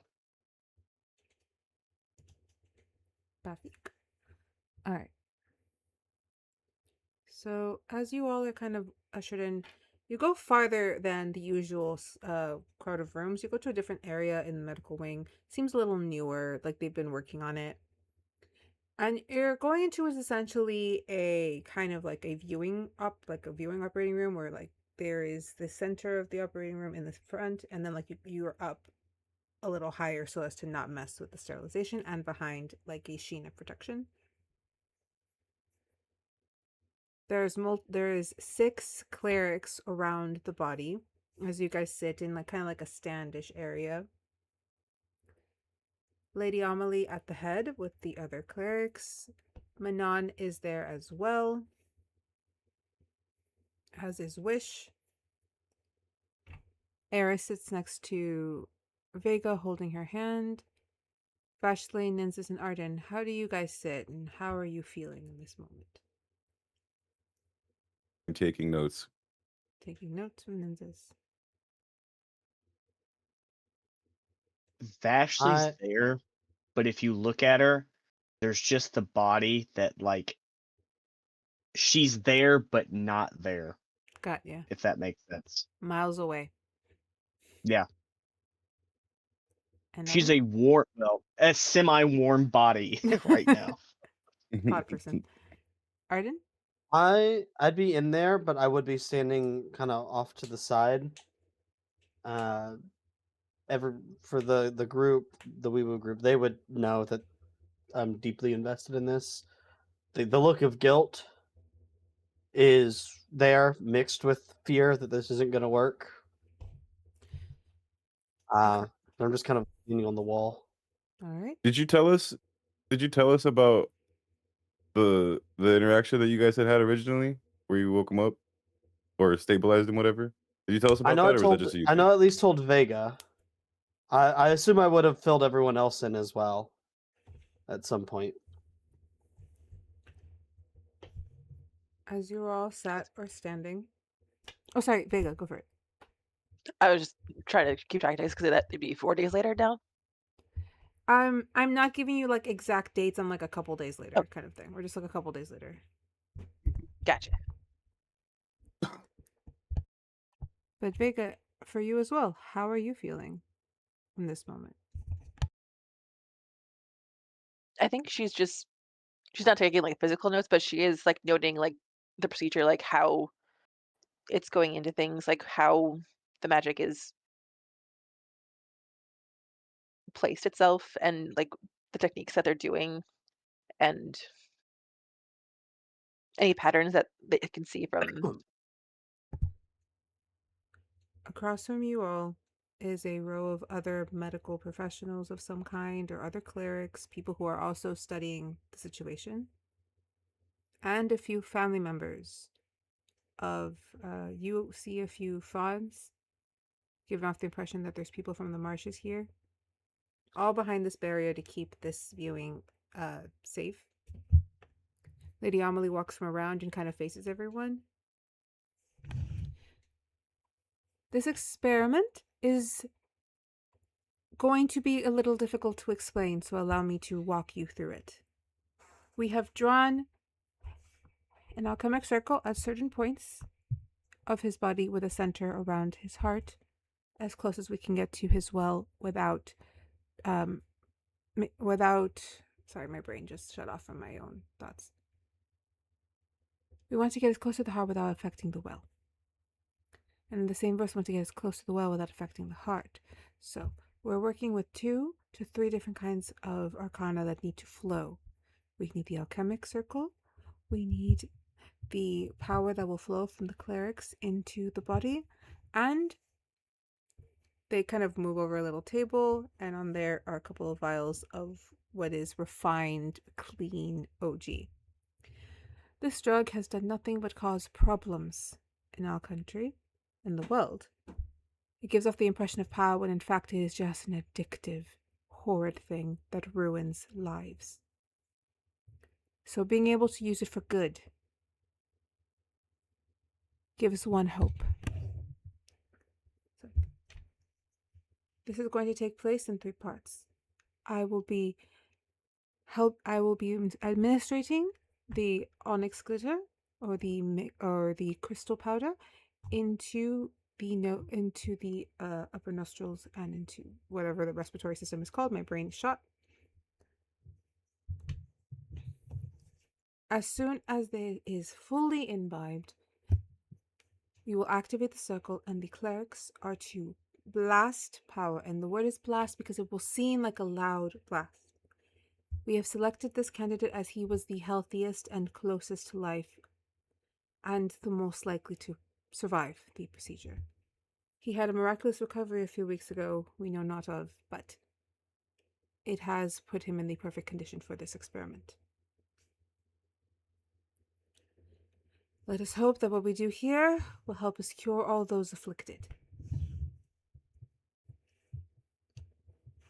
Figuring out how to cure it might even help us figure out how to stop it from happening. She walks back to the head of the table. It's almost like a dance, the way everybody positions themselves and how they're moving, the things that are being adjusted. She goes, and in 3, 2, 1, she uses her powers to move the onyx glitter in the air and then shoots it up his nose. You see those who are a little higher will see kind of like a flash of light exit his eyes. One of the clerics will activate the circle. The circle will glow a bright gold before the others just throw magic at this body. The entire room lights up as the energy coming off makes it hard to breathe even through the barrier. Those with less magic are literally hunched over trying to get air into their lungs as this power just emanates from the table. And I'm going to ask for a wisdom check from Vega, Ardyn, Nynzus, but not Vashley. And I'll tell you why in a minute. Oh shit, I hit the wrong button. Hold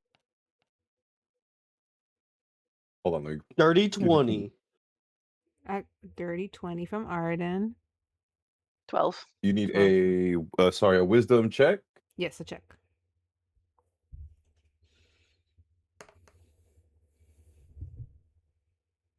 $14. Okay. Ardyn and Nynzus, you feel just energy kind of pass through you and a feeling of warmth and joy. As if someone just plopped open your brain and placed a little nugget of happiness inside.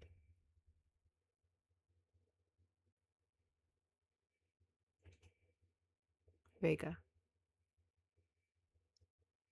Oh, sorry. That's opposite. Vega, you got the negative joy. Ardyn got the 20. My bad. That's on me. Usually you get really high. Right. Vega gets the negative joy. And so does Nynzus. Ardyn, you see the well. You see the crack.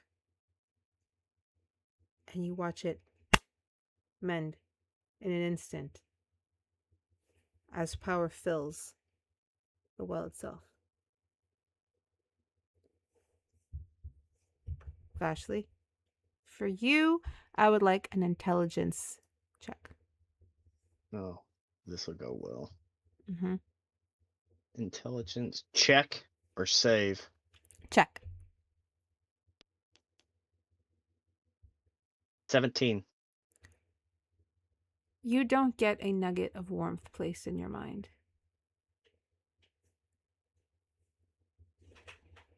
You see the vines. You see the one that runs under the marshes.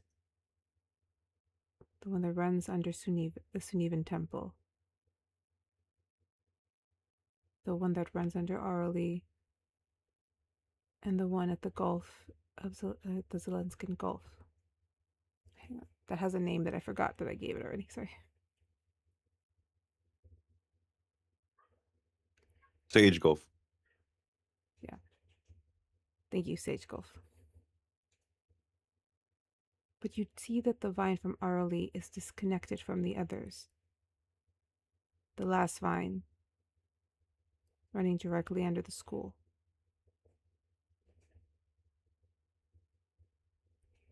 When you guys come out of this, you hear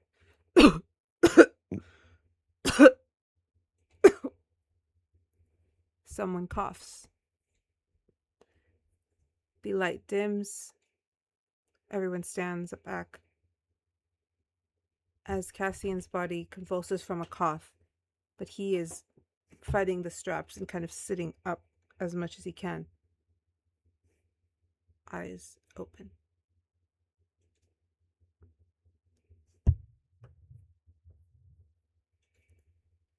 I'm going to move you guys over just a little bit to till after he was been taken away for his checks and you all are left in like a waiting room of sorts outside of the medical wing to hear of the last vitals.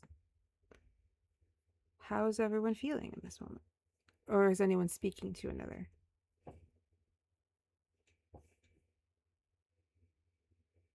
Are they doing the vitals still like in front of a glass where they can No, be no, seen? no. Like, move to another room. You guys have been ushered to like the waiting area.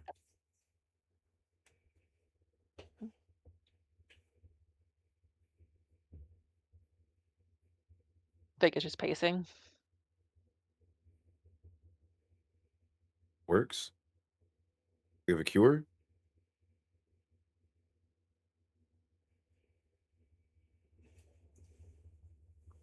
Looked like it worked.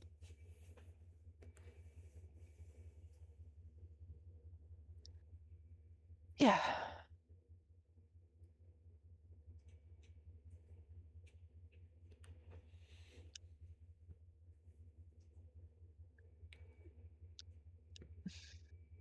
Darling, you must stop pacing. They're going to give us the news any moment. Eh. He She'll put it back to the wall like, coughed. He moved. I saw bright eyes. He must be awake, correct? hopefully.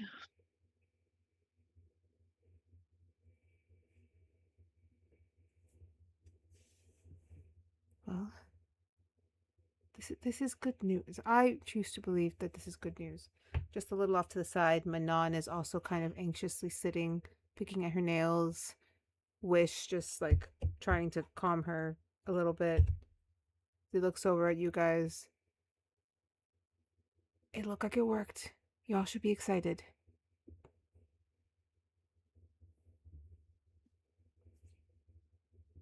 Ashley's just staring at the wall, but then there's a second where like She's looking around, like, where's something to write with? I still have my pen and paper.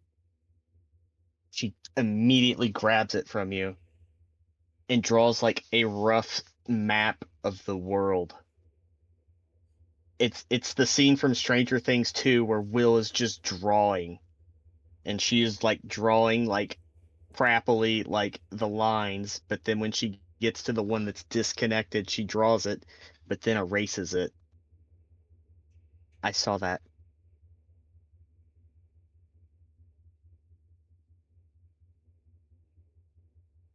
Vega will look down.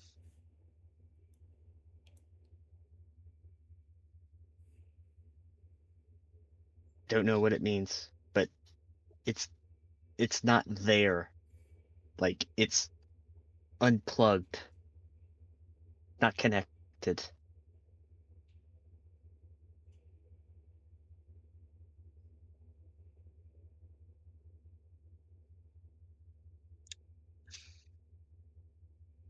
And you saw this just now?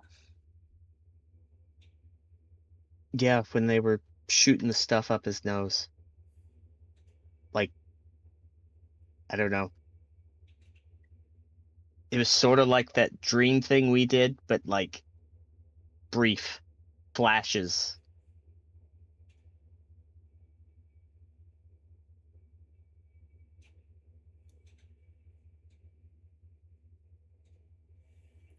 The Lady Amelie walks back in.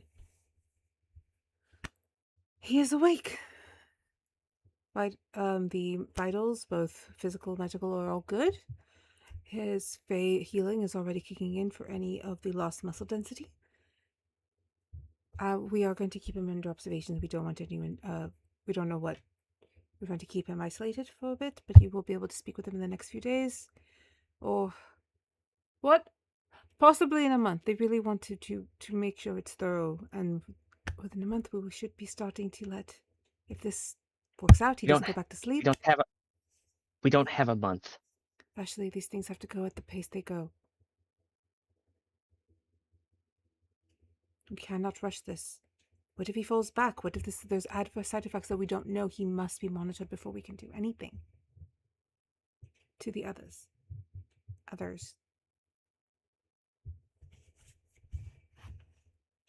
If I could. I need to be forefront about this because it's a bit serious now, and I think that it might affect things going forward. And I will explain to her what I did. As you're explaining how you had, released Arcana into Cassian, she does pull out a pen, and you see this little pen that writes by itself just kind of going. It's like, okay. So you hit him with a similar Arcana than the one we did. So mending the body with Arcana is the best way, but it needs to be a high concentrated dose. How much do you know how much power was running through you? More than I've ever felt before. Brilliant. Thank you. I was kind of glowing golden for hours afterwards. There's an exorbitant amount of power. Okay. The thing writes it down. She's trying to mix it with her notes that are floating. Okay. I have some more tests to run, if that's true, just so I can double check on this healing. You did a wonderful thing. Both when you did it and by telling me now, I can figure it out. Well, here, and she'll grab her. Figure this out, and she holds up the map. What does this mean? The vines? You drew the vines? Yes, but this one's not. Oh, the vine under Orly doesn't touch the others. Why? The magic at the Vashley, were you not paying attention in his strange geography? The magic at the lower part of the There's world. a lot going on in my life right now. I don't have time to worry about piddly shit. This. Okay. Well, Pretend I paid attention. Just give me the crash course. What does this mean? I am trying to speak to you, and Wish just kind of comes over. The vine underneath runs in a circle, and it just covers the lower half. all the other vines kind of intertwine and connect. That's why Orally has such high concentrations of fighters and magic and power. So we have the demon slayers coming out of the Orally camps because they train in a different type of arcana fields than the ones up here. They're stronger than us because they have an unbroken vine that doesn't cross. But the Sapphire Sea connects everything, so magic still will eventually seep from one to the other.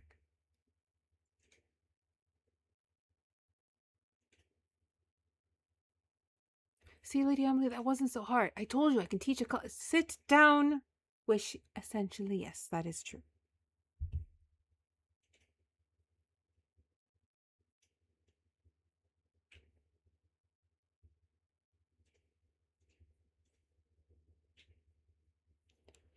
If you'll excuse me, I must get back to my patient.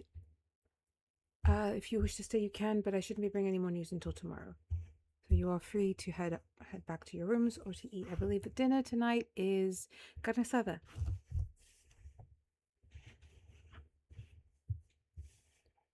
And she heads off. Thank you. Is there anything else anyone would like to say? Or do? Vashley will just wad up this map and just throw it on the ground and just storm off. Vega's gonna pick it up and just hold on to it. Vega, you might be interested in it, but I did see his well. I would be interested. I can describe it to you, and I'll kind of go off and explain it. I'm guessing that maybe it's because when I reached out to it before, I kind of had a connection to it already, so I was able to perceive it a bit better, but it did seem to mend.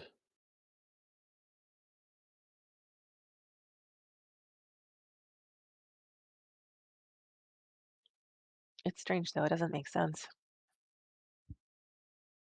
Like,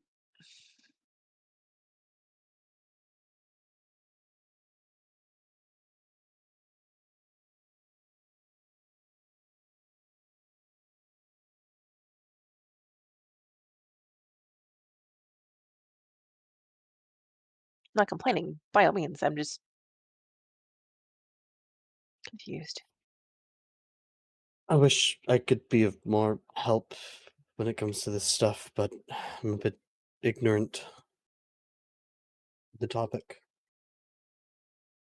Not at all. It's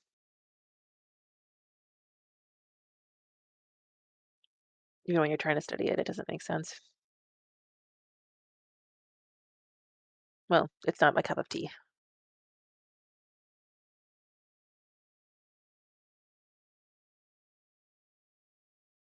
Well, I should be off training some more. Thank you, Ardyn. You know where to find me. Do I say good luck or break a leg? Well, I hope we don't break anyone's leg. So good luck. I figure Colin probably sticks his head out when when somebody's talking about breaking a leg.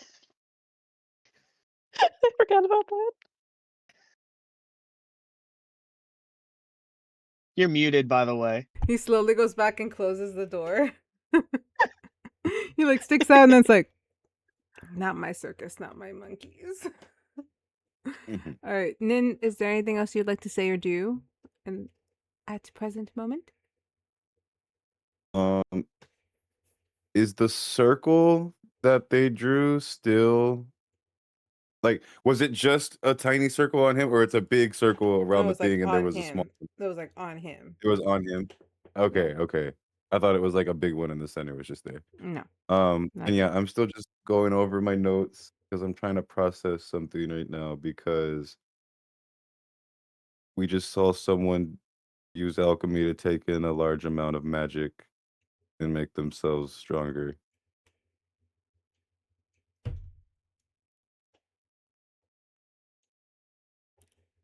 I will say the circle itself that you were able to see held a triangle inside. And the 6 points were the parts between, along with the points between, along with the marked points.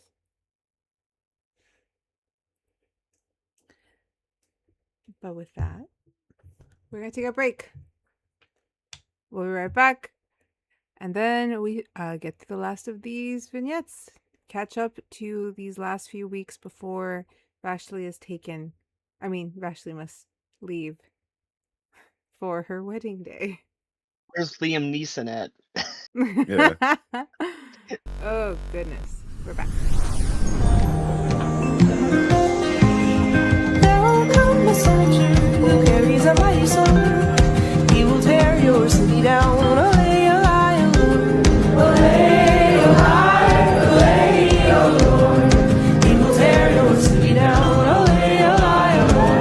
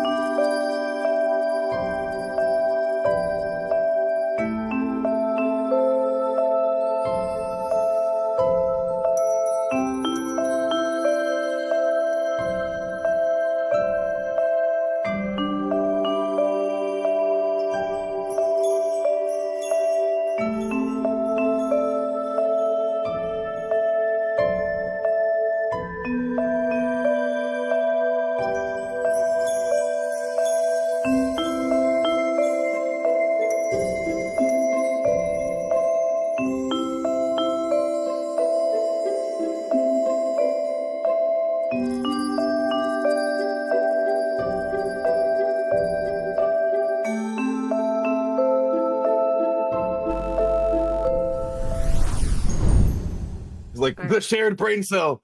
Yeah, the shared brain, and we're back. It's the thing. It's the thing. We all knew the thing. We did the thing. You guys don't get to know what the thing is because I'm not telling you. Things happen. Things like to happen off stream every so often, or on break. But we are back. It's been an interesting kind of ride. We started off very whimsy and are slowly progressing into darkness. Kind of like a metaphor for the entire campaign so far. There you go. However, in a brief moment of maybe not so dark. Actually, real quick question, Vega. Did you put in an order from Jasper? I was looking through my notes and the stuff you sent me and I couldn't find anything, but I wasn't sure if you had mentioned it to me verbally. No, she had just wanted to do some extra studying and see what she could do. Gotcha. But she would have actually liked to talk to Jasper at some point too. Oh, well, if you're Just welcome to be here in the room with everyone. As you have been called to the crafts room again, a couple days later. And Jasper has a long table in front of him and he has laid out 3 items as you all walk in. He is looking at you like he is about to vibrate off of the ground and shoot into the sky. I've finished. I finished. Guys, I finished. Have you slept? When? Have you slept? When? Like, since when you mean? Like, I mean, obviously I've slept in my life, but like, when specifically are you asking, did I sleep? Oh, now I'm very worried. But anyway, okay. Okay. Which one of the items did you make last? Because that's the one I would be worried about with the lack of sleep. No, I made It's all fine. of these at the same time. I stayed up last night decorating them.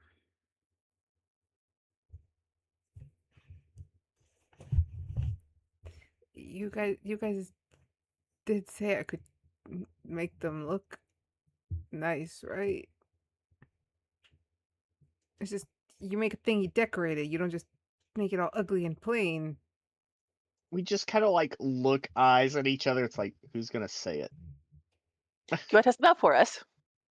I mean, like, mine kind of should look kind of good yeah. Well, first Yeah. up, No, I get it. Okay. I actually hope mine looks good as well. Let's make. I also hope that it works. Ardyn, as you had requested a shield that collapses, correct? Yep. Ardyn puts it up, pulls it on his arm. He's like, all right, very simple. Once you're on, it's a pop. There's a little magic stone right here. You just have to hit it with your knuckle on that pop. Or like, move it. You can move with your finger and make it happen, but it's easier if you just throw it. And as soon as he does it, the shield opens like a fan. And it closes like a fan on your wrist.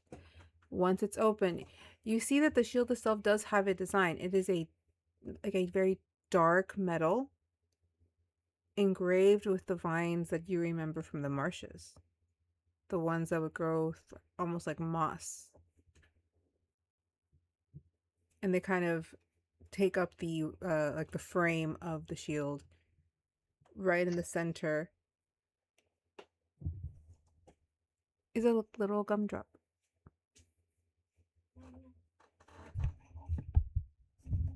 You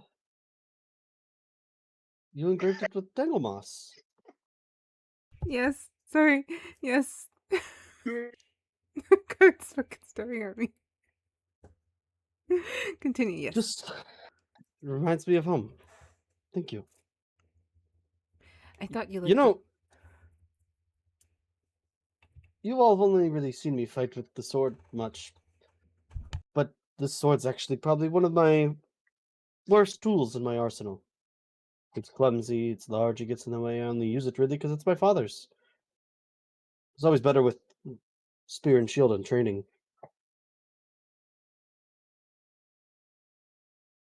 So now you're even more dangerous, is what you're telling us. I like it. More comfortable. Is it more comfortable being dangerous kind of thing? Oh yes. The sword, it's very good for wildly cleaving things in half. But sometimes you need to get a bit more precise. Huh. And A you little bit more and controlled. precise is important to you, right? Yes. That it would be important to most people. You got to get per measurements precise, or else something the thing can just fall apart, or it can go everywhere. Speaking of precision, Hang on, yours is last. Cause Vashley, here's your bow. It is the design of it actually the one that I went, because you said you just wanted to kind of like pop out like Hawkeyes, correct? Yes, it's compact but pops out. It's like, so I thought, what better thing to do? And he hands you a coil bracelet, like a very thick bracelet that has 2 openings to kind of pull off easy. It's in the shape of a snake. What's with you and snakes? Snakes are awesome. So yeah, so you can wear it. That way you have it on you always, but once you take it off, it's just the same kind of mechanism. You want it to pop, so you just go pop. And same thing, once the movement hits, it was like a click, click, click of everything opening up, and you have a full bow. And there will be, for the arrow, he's like, so I figured instead of arrows and that you could run out of. Let me guess. Snakes? Snakes would be cool. But no, do you see these crystals at the bottom here? So I've been working a lot since I was playing with the alchemy for his thing. I had an idea. What if I applied some of that for here? It took me forever. I had to ask so many people to explain circles because Nynzus is never able to talk. He's always in the goddamn library. But wait, you know alchemy now? well, I don't really know alchemy. I just know like how to use this one crystal. Tap it. Is it dangerous that you don't know alchemy, but Oh you're my god, tap messing it. with Tap it. Science is about figuring things out. Inventing is about figuring things out. I figured it out. Tap the crystal. She looks and she's counting all Jasper's fingers right now. He has all his fingers. Missing a nail though. She's very hesitant about tapping the crystal. And she taps the crystal. An arrow of light just immediately is created ready to be shot. You just have to hold the string. It's not gonna blow up when I let go. Well, On me? it's an arrow of light, so there's a possibility it'll do like maybe some kind of like inflamed damage to the other person. Just so long as it blows up when it hits the target, not when you grab the arrow. Not when, Yeah. Supposed no, to, when the whole point is that it hits and then like it does some like extra stuff. I will be making this thing for you. So I wrote these up yesterday because I had not gotten to them, but I wrote them up yesterday properly, and I'm gonna have to make you guys these items because my brain did things. Because I want to give Ardyn a bit more advantages with the shield that I didn't mention, but you will have some, and the arrows will do extra damage upon hit. Mhm. And it is and the snake itself is it's like a green, like a dark emerald green snake, and the bow also kind of takes on that foresty emerald green that is very much of Kezia. With right in the center, the embedding of the Voltgaris crest a little different. The Volt is removed and it says Vashley instead of Voltgaris. Little iffy about the snake design, but everything else looks good. Snakes are cool, man. You know, like snakes. I'd give anything to see a Heidi snake. Mom says they're too dangerous. I could take you to see one sometimes. I know some of their nests on the outside of the swamp. Really? You and I are talking. Heidi snake. Okay. Nynzus. I'm at Vashley's like, that's not a euphemism for something? Isn't that what we saw before we left to go to Professor Sora's? You saw it. I think you're the only one that saw it. Yeah, we didn't see it, or I Yeah, didn't. I think you were the one that passed that check. Got it. So, wait, didn't we all? Because I thought it came out and talked to all of us, like, or not, like, because that Nynzus was. talked to it, and You mean the dragon thing? yeah, No, that's a 'cause I thought it dragon. said like HS. Oh, okay, sorry. That's That's my bad. a whole other creature. No, you're fine. The Heidi snake is not a dragon. It is a giant caterpillar like snake. That's Gotcha. actually Okay, very sorry. kind and very nice. And we met one in I the got the honest picture. thing named Hua. After Nynzus leans over and says that, no, if he would have said a one-eyed snake, that would have been the euphemism.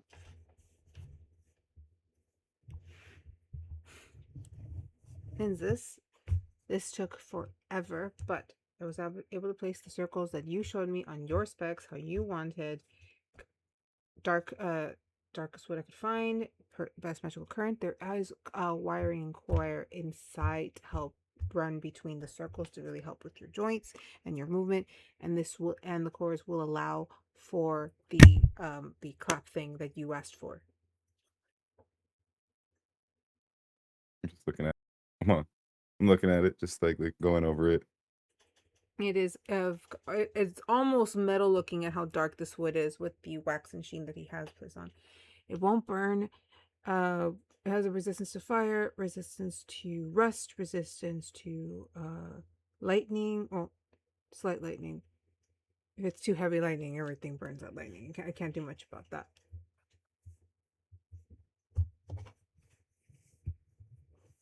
Thanks, Jasper. This is some really good work. Yeah, the thing is, you said not to make it a glove. So, I mean, I don't know what you plan to do with it, but it is the size of your arm from the location that you said to make it from, but there's no way to wear this. So, but if you see right here at the base, I don't know if this is your plan, but if this is like a in case you lose a limb thing, see these right here, all of these different circles that are on the edges, these are the things you would have to like place that on you to be able to latch it magically and seal it.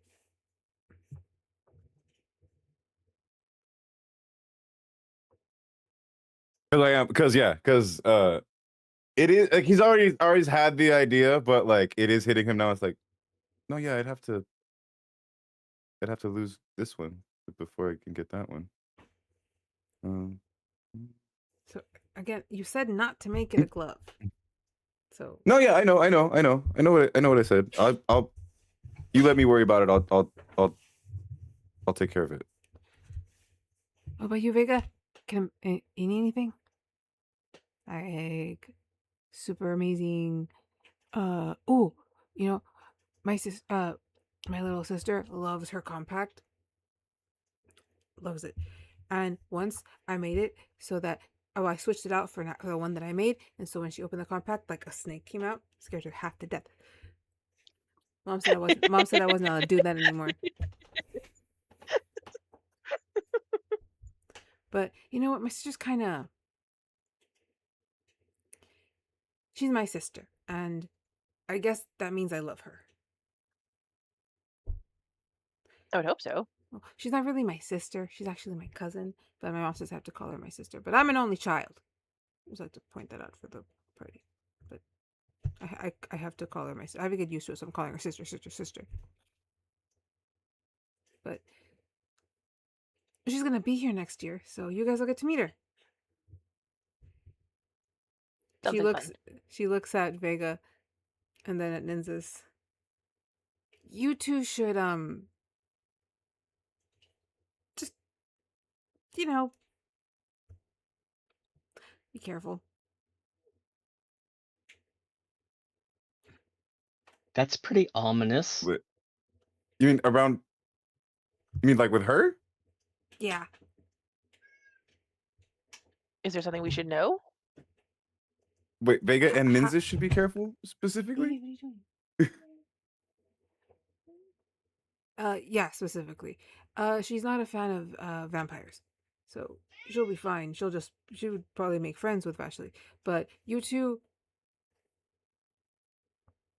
Ardyn, maybe even you. Just set the boundary early. Just friends. Please. But again, she's not here till next year. So who even knows? But again, Vega, anything?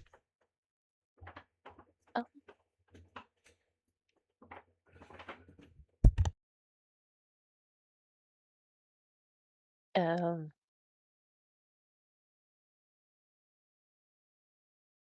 Can I get back to you on that because I have an idea of something actually, but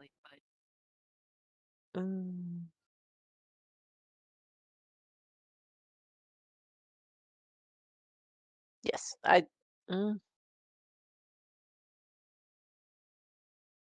give me a little bit to think. All right, but I can make the quickest I could probably make you something would be like 2 days, depending on what it is. One, if it's not that huge of a thing, and you guys leave what in like 3 days? If Vashley had a Alright. smile on her face, it instantly went away. Oh man, I don't mean to make you sad. It's fine. It's I- at that time. I don't mean to make you guys sad. I just, It's not you, but it's just the reality of things. I'm not going to the wedding, but half of the nobles here are, and you guys are gonna be surrounded by all these assholes and none of your friends.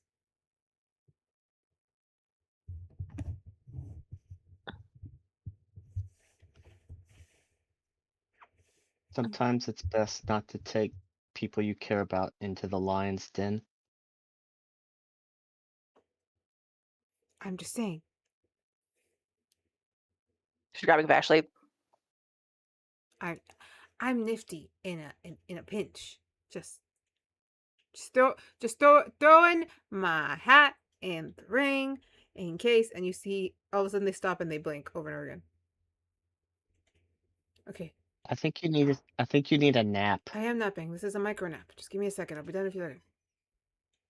Okay, micro napped. I'm ready for another hour. Nifty in a pinch. That's not how that works.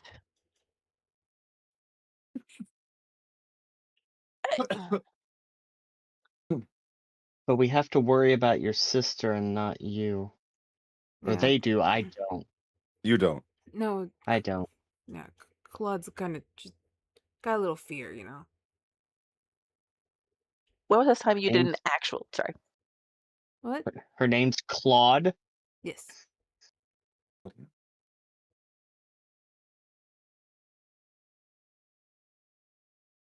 Okay. What was it, Vega? Vega. I was gonna ask him when the last time he actually slept was, not the micro naps. Oh. He's not gonna remember. No more than 5 days ago. He starts blinking Oh yeah, again. she's go shoving towards his bed. You guys are in the crafting room, not in his room. Sorry, We're in the, we're yeah, in we're the in the crafting room. Yeah. crafting room. She's pushing him to his room. Oh, what? No. Okay. I left instructions on how to clean them. Okay, I'm going. Hang on, micro nap. No, I'm no, awake. we're going to do actual naps. Actual get him. naps. I can take I him was back gonna to say, does Vega. somebody have sleep? Well, yeah, real quick though, before he goes, then his eyes are gonna flash real quick, and he's gonna get kind of serious, and or just kind of offhandedly, but he's be like, Jasper, weren't you also working on a leg? Yeah, I am. It's not done though. It's kind of prototyped. I still need to add some wiring, but the circles are there.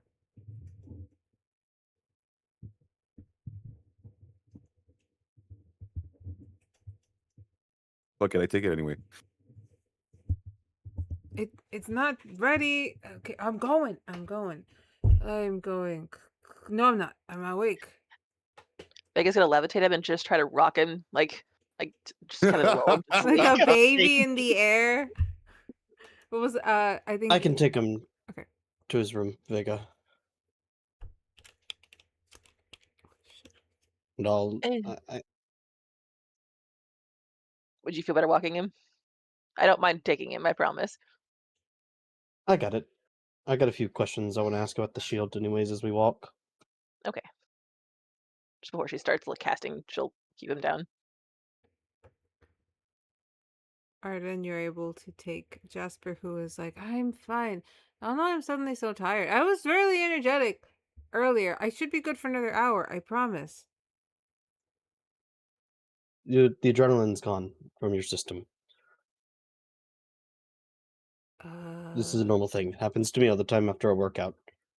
I feel great, and then the adrenaline leaves, and then suddenly I want a nap for a few hours. Nap does sound good. You'll be fine once you get some sleep. Sleep. You've done your part. You've earned the rest. Thank you. I'm gonna sleep And for a thank few you. days. Thank you for this. Really. Remember, so the way it sits, think of it like a fan. Literally, this is from your fingers down, kind of like a one finger glove that goes down this way. And he's like, if you wear it with the loop here, it'll kind of fold back and appear almost just like a cuff. If you pop up, it pops up and then push out. Thank you. I have enough tools in my arsenal that have caused a lot of harm. Nice to have something that can save a life instead of take it. You got it, Ardyn. You guys are gonna do so good. And you're gonna kick that guy's butt. And he's just like dozing as you guys reach the room. When we get back, I'll tell you more about the swamps and the Heidi snakes. Yes, Heidi snakes. Big caterpillar with legs. I hear they're friendly. He gets inside, and Dante is there, so he does kind of it's like open the door. He's like, he finds it crashing, and Yes. thank you. You look Make sure he concerned. rests, please. I shall. It's up all night saying something about making moss. You made quite a beautiful garden, and I'll prop the shield out, trying to get used to it, All right. and then pop it back in. Well, good to know his work's getting better, and it's not just snakes all the bloody time. Oh, there were snakes. Of Was course that there Vash? is. Vash got. Oh, that's hilarious. She's gonna be angry about that. Well, I'll leave you to taking care of him. I don't want to bother you for too much longer, See and I you need at- to go train. See you at dinner. Oh, Jasper, not on the couch. I got it. And the door closes. And Ardyn heads out to training. Back in the craft room for a moment before we move on. Unless Ardyn, you need to have something you would like to do in this. You guys are in the room with your weapons, trying them out. Vega, you are there as well. How are you guys moving? You're in a craft. How are you guys like looking at these items?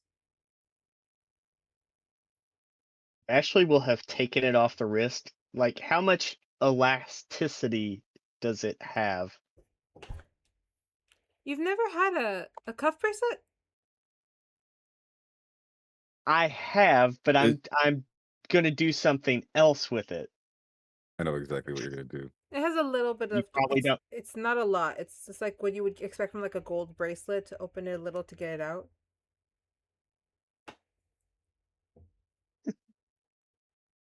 So dreadful. Is above table. She was gonna take it off and try to make it a Put it on her garter leg. belt. Yeah, put it on your leg. Yeah. Oh, yeah. You could do that. Okay. So she takes it off her wrist and makes it a garter belt. And he's like, oh, yeah, you can do totally. But then she's also kind of like looking around, like the scraps and stuff that he has laying around on the table. And she just grabs like a block of wood. All right. All right. You grab a dark piece of wood. Miss Vega, is there anything you'd like to see in this room? She wants to look at his tools. Okay. He has a collection of just what would be like basic tools, like magic.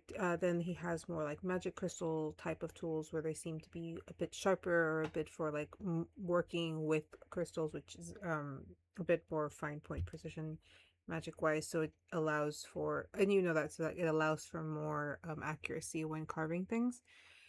He has a set of what appear to be paint type of materials, and then just like the actual components he's using, it's just a plethora of wood, metal, crystals. You see dust, you see different types of glue, you see images of different circles that say for sealing, for movement. You see the wires he was speaking of kind of around that seem to be wires of silver. What you would expect like a fucking copper wire to be, it's silver.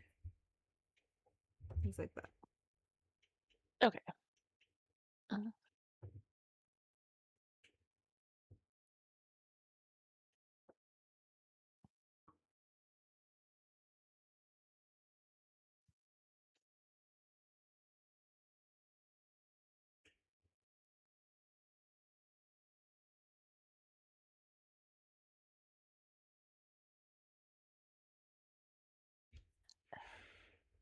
She's gonna be good for now.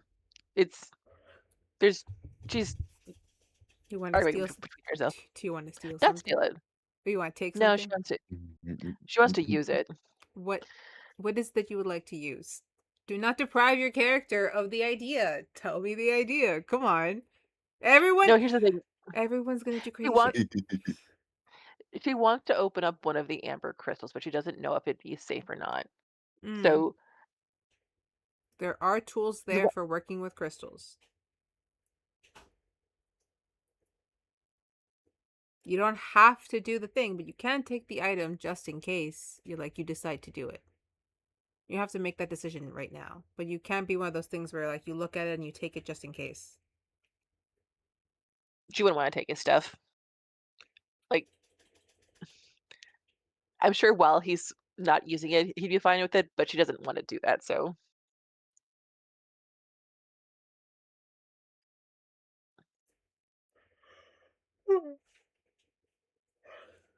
Is it possible to get back in the craft room if I wanted to?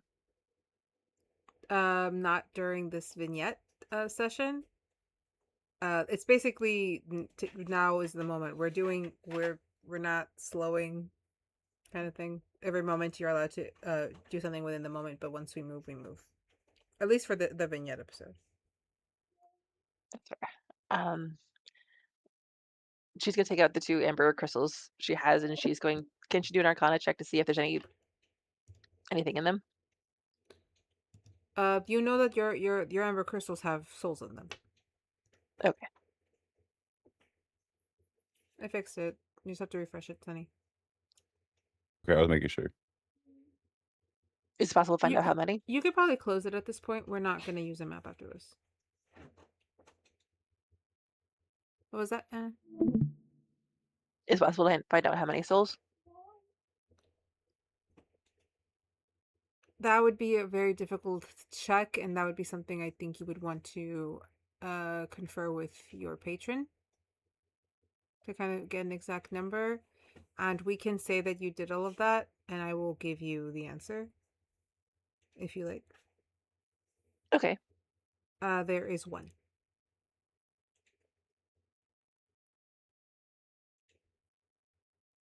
In both of them? Yes, in each of them there's 1.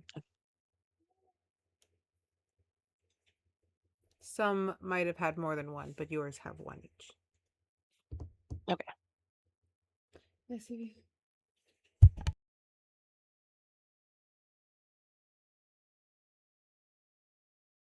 Vega keeps like,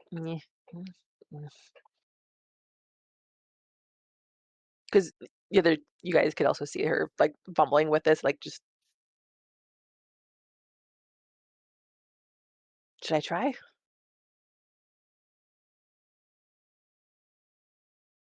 Nin might not see you because he's gathering some supplies.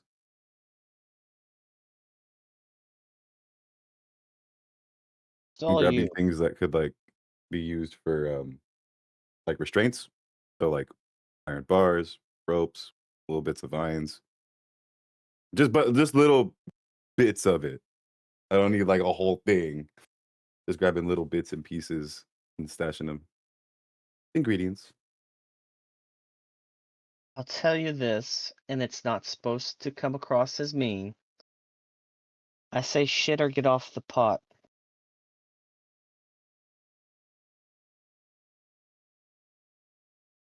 What if you're constipated? Sorry. I Eat just don't more want to hurt the soul fiber. inside.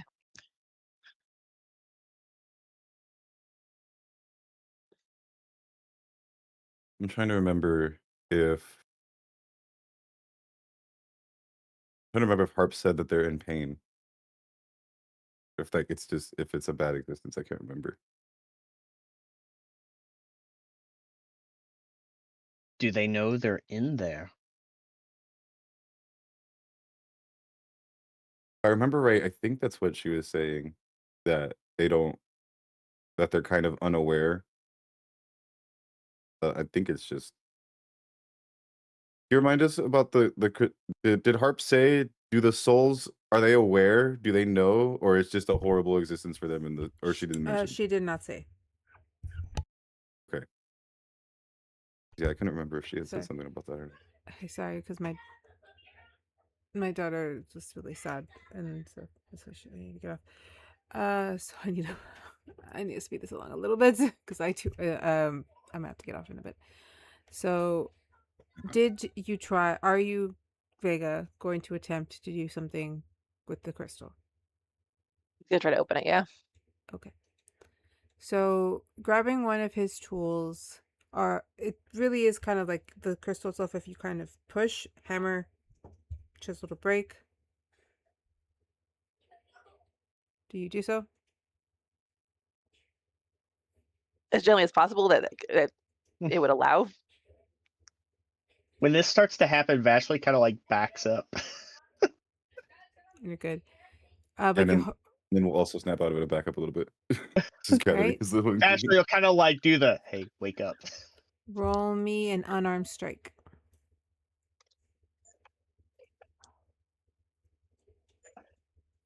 Uh, 13.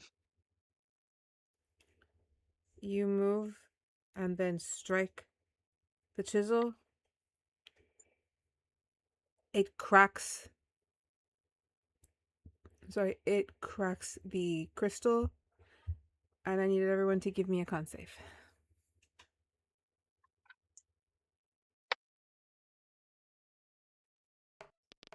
Oh shit. 19. 7. 11. 11. Vega and Vashley, you guys feel a just wave of power wash up and blast you guys to the back of the room. Nynzus, you're able to take cover behind a chair or hold on to one of the tables so you don't get moved too much. But you each take about... I'll just use this thing here.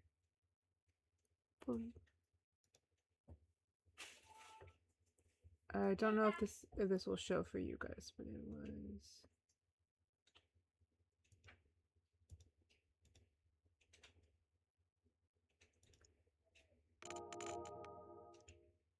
$11 points of damage each. 11.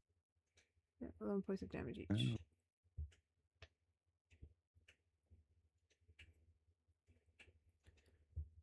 Oh. Oof. Sorry. Ow. Like, just, ah. Okay. So let's not do that again. That was a crack.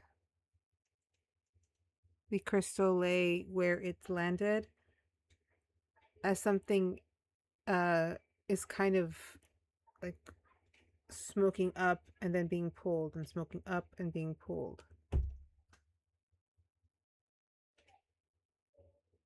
They'll get closer to inspect it and look at it. There is a swirling essence trying to escape and come, but then gets pulled back. Like if smoke is blowing out, but then sucked back in, blown out, and then sucked back in. I think he's gonna try to hold the crystal and remember what Elaine did and try doing that. You're trying to channel the crystal? Yeah, try to get the soul out. Okay, so specifically, you channeling it, or are you pushing power into it? Difference. If I push my own power into it, could the soul get out? Is that what you want to try? That's what I'm saying. Yes, This is not an answer I can give you till you try, kind of thing. All right. that's fair. So this is going to be a let's make it an arcana check instead of actual spell. Okay. It is going to be a high DC of 18. But you have good arcana, so you should be fine. That is a negative on that one. That is a 5 that I rolled, and then plus 7, that's 12. I was like, you have such good modifier, you'll be fine. Vega's You- not been in the best headset lately, so You're fine. As you push Yeah. your power in, you feel like a resistance, and it kind of pushed I- back. Whatever's inside is still too tumultuous. could she try using her healing light to put that in there instead of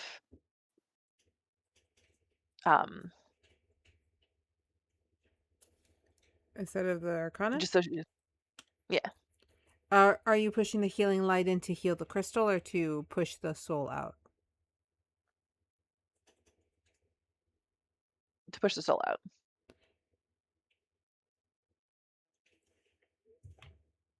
Let me grab my thing. Sorry. No, you're good.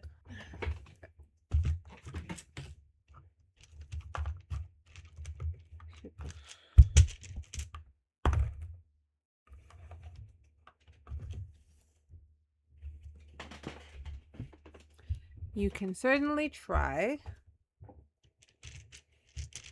Does healing light involve a roll? Depending on depending on how much health I want to put into it, it's 1d6, but I have up to 66. All right, so roll me the 66. I'm gonna write this down so that way I can keep track of all of them. 5, 6, hell yeah. 3, 1, 4, 5.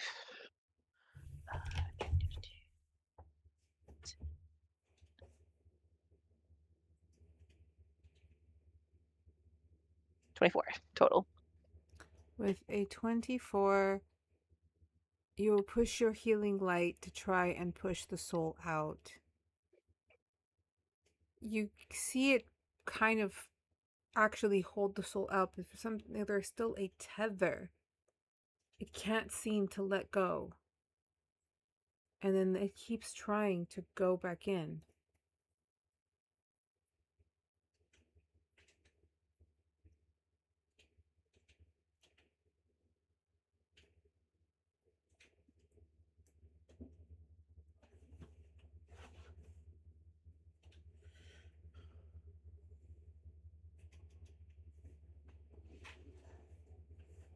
Can she do one more Arcana check to check the tether itself?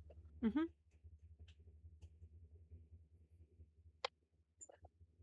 That's better. Total 21.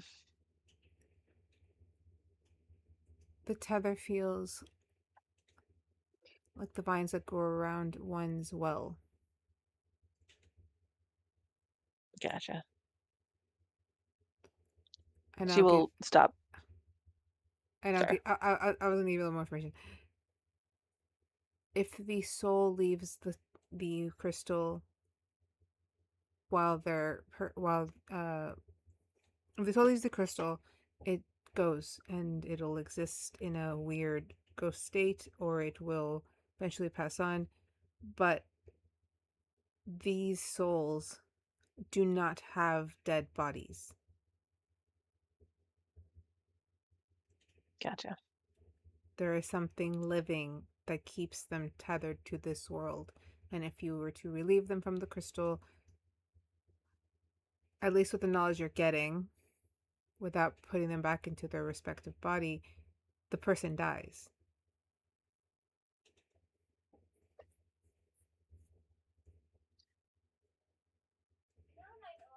Vega will put the crystal back together as best she can, and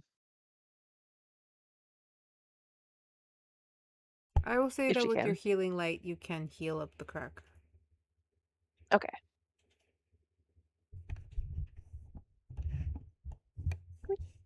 Do you pass this information on to the others? Yeah, I wasn't sure if they were watching or not, but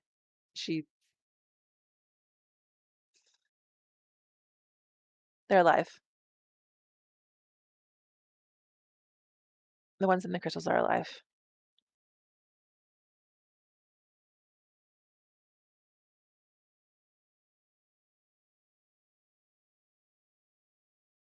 Did we do the right thing?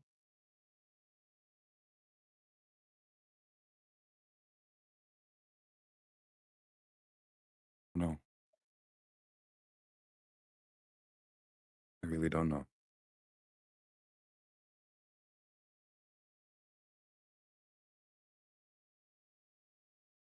I don't think there was a right thing.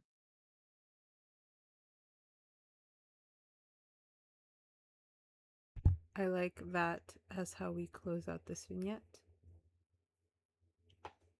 A uncomfortable realization that these crystals hold souls, but living souls. It's almost a cruel, very cruel irony that they are trapped in here, but don't want to leave. Because leaving means death.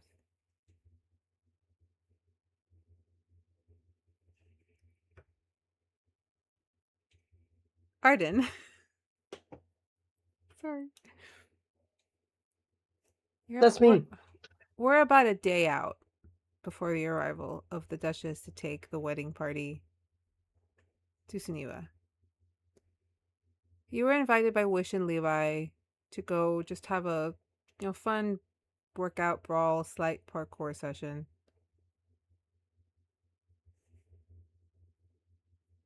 You guys have been out in the woods and in the woods and in the training areas kind of around campus for a bit. It's been a pleasant time, laughing, enjoying each other's company, deciding who's actually the best climber. No one's decided, actually. You all think it's you. And that is the current conversation. Levi is looking at Wish and Ardyn. It's like, the fastest I've ever climbed was under 10 seconds, I was at the top of a 4-story house. I am not even lying about that. There was a very, very pretty widow up there. Oh, how lovely. Climbing a man-made structure with grooves and easy things for you to grip onto. Wonderful. Have you ever tried climbing moss-covered trees that slip and try to throw you off themselves? No. I can do one better. Ever tried climbing one of the palm trees in Trest? Those things can go up to 50 feet high. And they don't have branches. Just really rough terrain.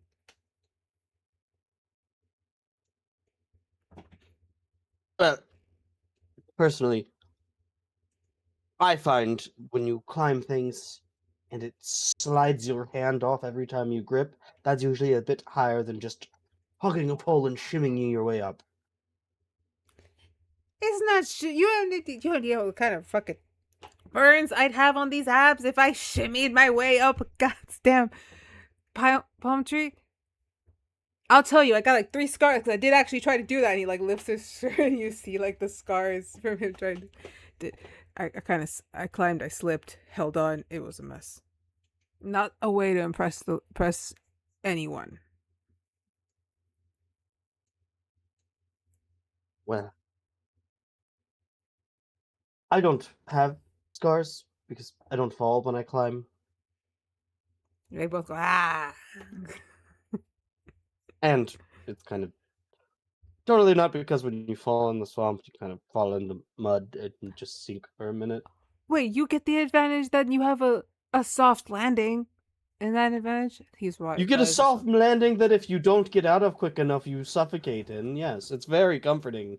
How are you? Very relaxing. You can't possibly wait enough for it to sink your whole body quickly. You must have time to get out. I'd sink immediately. You calling me small? Well, I'm not calling you tall.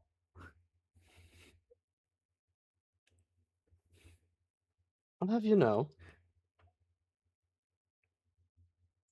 Okay, you know what? No, I won't have you know, because I might be a little small and a little short for my age and for a goblin.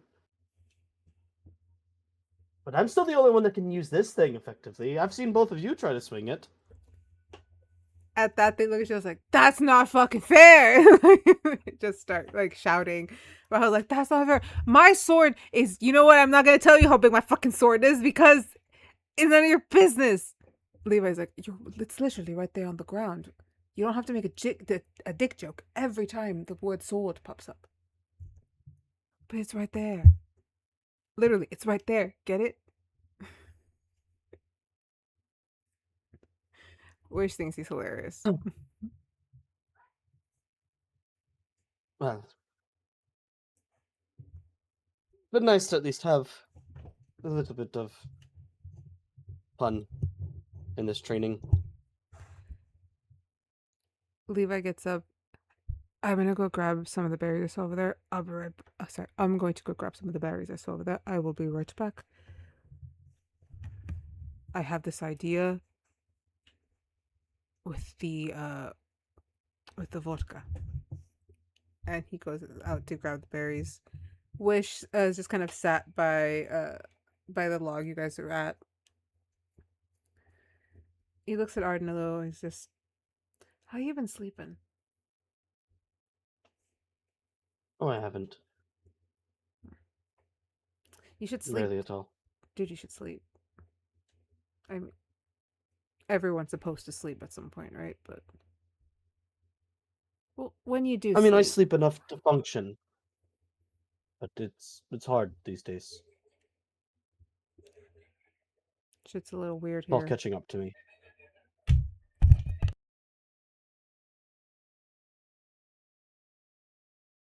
I don't know about you, but you know, I've done a lot of things in my past, and for a while, the goal and the mission at hand kept me going and made me not think about those things as much. But the closer we get to the day of reckoning, the more The more when I close my eyes, I see the faces. Both of the ones I've killed and the ones that I know my actions led to their demise. Yeah. So, sleep's been hard.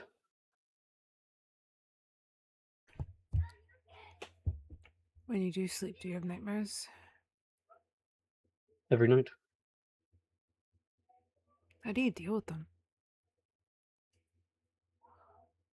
Well, I don't mention them to people and I pretend they don't exist and I start training again.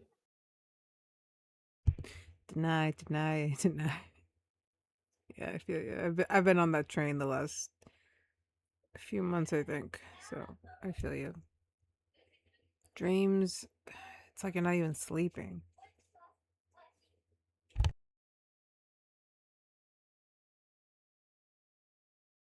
How have you been sleeping? Awful. I don't know how to deal with nightmares, man. Well, not really nightmares, just very, very vivid dreams. Do you dream of, if you don't mind me asking? You're gonna fucking laugh.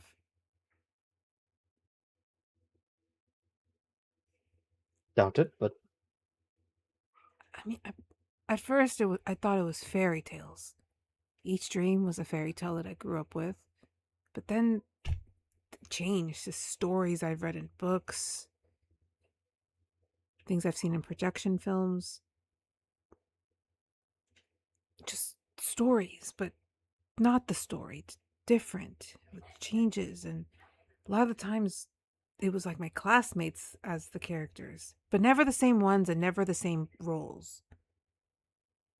I don't know. I think I just have an active imagination. Maybe I should be a director for that theater show they're putting on. They've been working on it forever. I should go ask if they need help or something. it would be a terrible idea. And you're not alone in that. I used to dream of stories and fairy tales too. What's your favorite?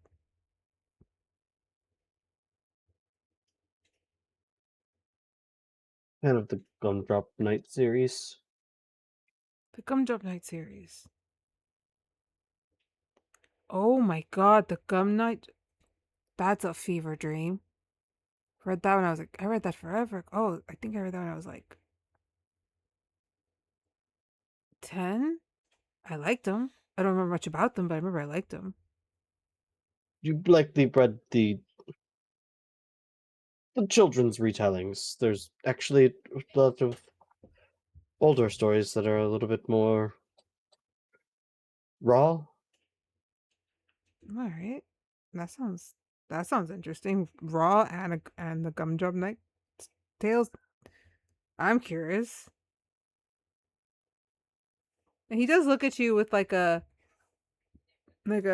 go on kind of expression. And it's up to you if you would like to tell them or say you told them. I'll tell him some of the stories and anecdotes from them. And as I kind of finish telling one of the stories, I always wanted to be a hero. Oh, I think you are. We all know the only reason Cassian got to be in that experiment that woke him up is because you gave him power. Your friggin' power, dude. And the only reason he ended up there is because I helped. Can't beat yourself about that. I You know that wasn't entirely your fault.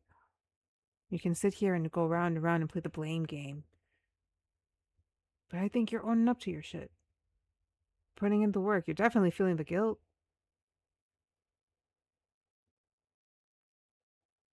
Cut yourself some slack. I see the kind of person you are. Shit. You got that oaf over there to actually be nice. I've been trying to do that all year. You're a good guy. You have a good influence. You should be proud of that. Your past don't define you, man. really. It's hard to have pride Yeah. One of the first things that they taught me to get rid of.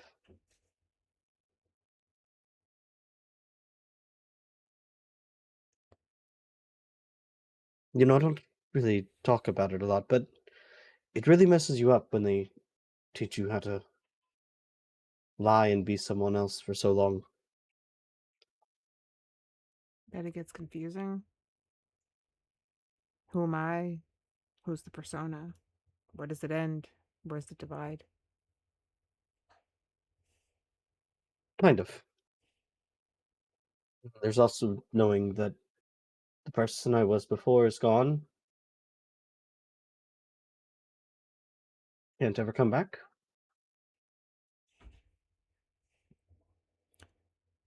Well, no, they can't come back. So we make the person we are at the time the best version. And we just keep making it better, man. We'll stumble, we'll fuck up, and we'll do stupid shit. And then we're gonna be back on the road. Climbing, doing better. You got dealt a shit fucking hand, dude. And I think, looking around, you've made the fucking best of it.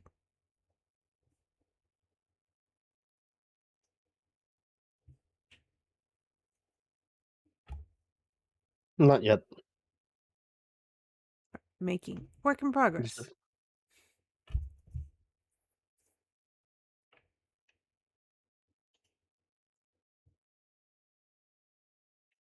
I was thinking that after this is all said and done, if I make it back, I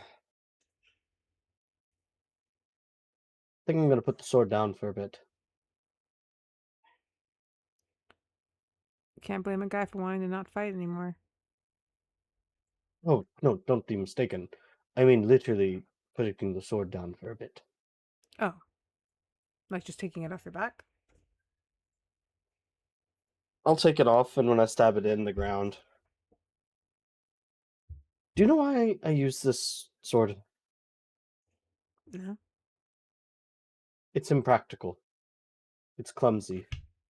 It gets in the way. And in a fight, it really is no different than using a large club for the most part. The weight reminds me.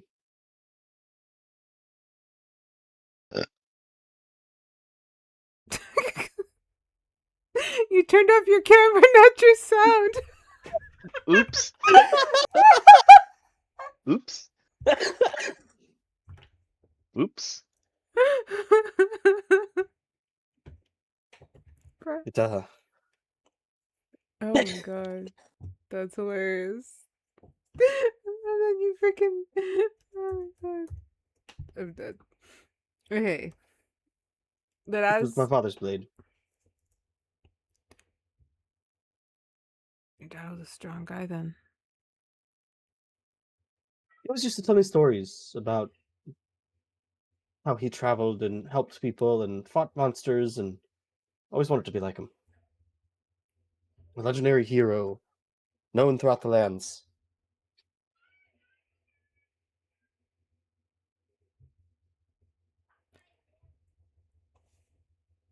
I mean, notoriety's great. And if you keep. I've seen you fight. I think you're not that far from that. I think you will be legendary hero. Also, for being legendary farmer, he keeps the goddamn cats out of the freaking wolves' dens. It's just a mess over in. Story for another time. Well, you don't mind? Good to go back to some training. Alright, I'm gonna go Pop find. the shield out. That shit's cool, man. I need both of you to try to hit me as hard as you can. Alright. Levi, hurry up! We gotta hit Ardyn! I told them I'd be a wall. Time to stand tall. Levi shows up holding like a bunch of berries, just like, all right, fine. Puts them down, wipes his hands, and takes out his sword. I hope you're ready. And both Wish. Good luck. Both Wish and Levi charge, and that is where we're gonna hold that session. I think the ominousness and allowing Chad to tell me what happened in that fight. All right. But for a moment, Ardyn has a more simple kind of joy before the storm that will come the next day. Just a moment with friends, doing friend shit, talking, existing. I like that. The day has arrived. Invitations have been sent out.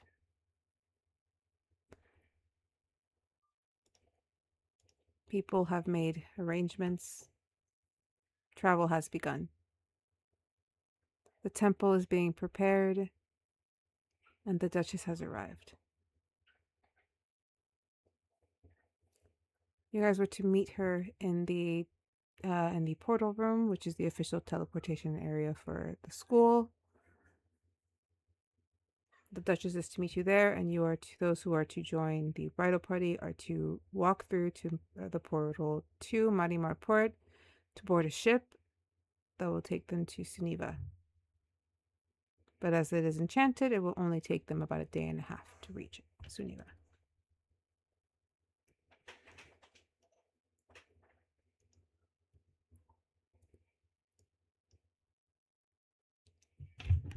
You guys enter the portal room. The three who are going. Nynzus, your plan is to leave by the next day. You did a little more research and realized in order for this to work properly, you have to be at the school when you break your totem. You are not an outworlder. You are a citizen of Lala Land. Magic will work different if you leave the school to do it. Above table, is Nynzus not seeing us off? Yes, he is. Okay, all right. I'm just letting him know why he's not going. Okay, well, like I thought. Okay, I just wanted to make sure. Okay. But the four of you arrive at the portal room. The Duchess stands there with Lady Amelie and Lady Lily.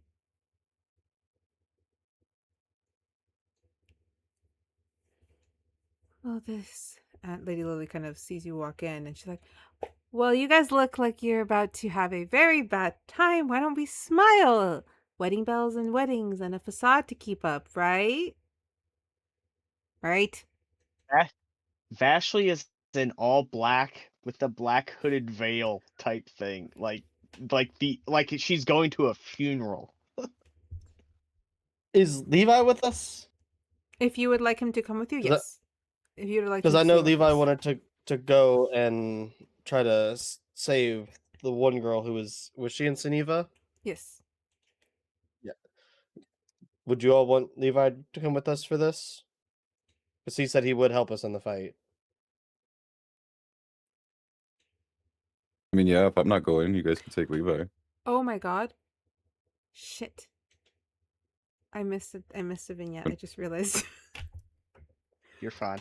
It's fine. I have a workaround. I have a workaround. All right, we'll continue with the scene. Again. It's up to Vash if Levi is with us or not. There's just a shoulder shrug. Dante is. But like you can tell like it's at this point you could throw anything at her and she would.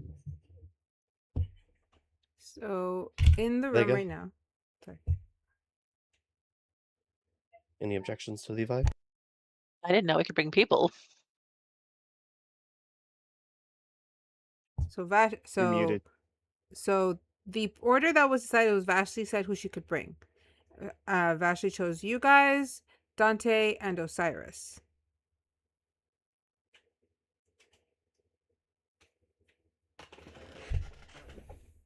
However, You asked if asked at this point, she would just be whatever. You're gonna like.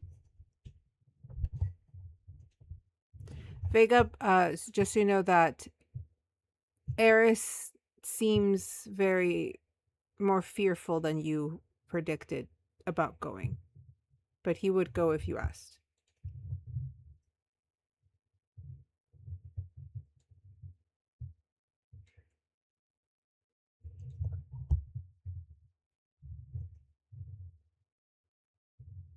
Would you feel better here? Not that I would feel better here, it's just... It all feels like last year.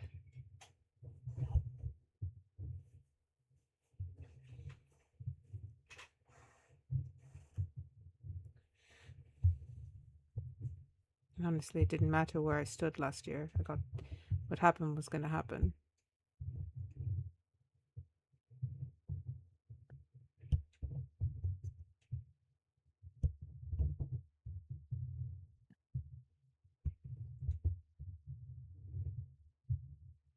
Sorry, I wasn't prepared for this. You're fine, hun.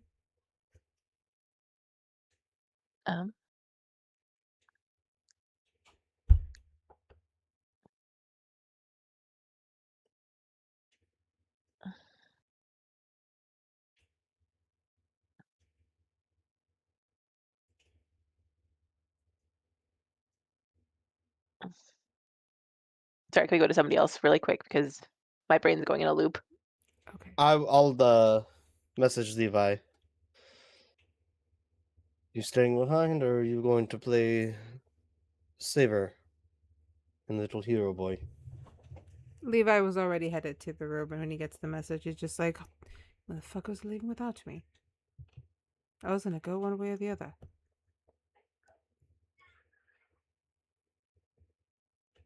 The Duchess looks Good, at you're my +1. Okay.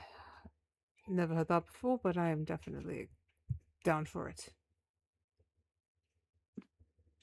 The Duchess looks over at you all. It's like, I'm taking the Lord. Actually, could you, Vashley and Dante, you guys stay there. The rest of you follow me real quick. The ladies need to fix the portal. I wish to speak with you a moment.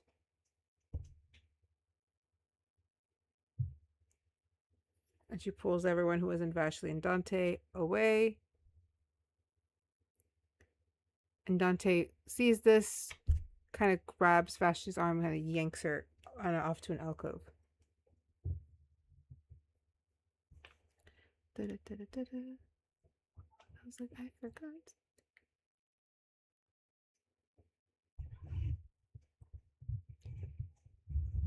Dante pulls you over to the alcove and is just like, are you sure you're ready to do this?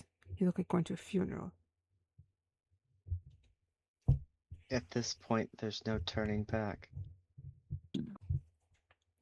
Not sending you in there if you're feeling... Sorry. I'm not sending you in there if you do not feel ready for it. I'm still up for running.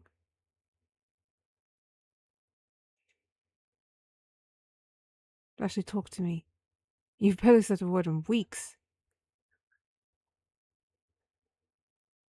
It's just setting in now.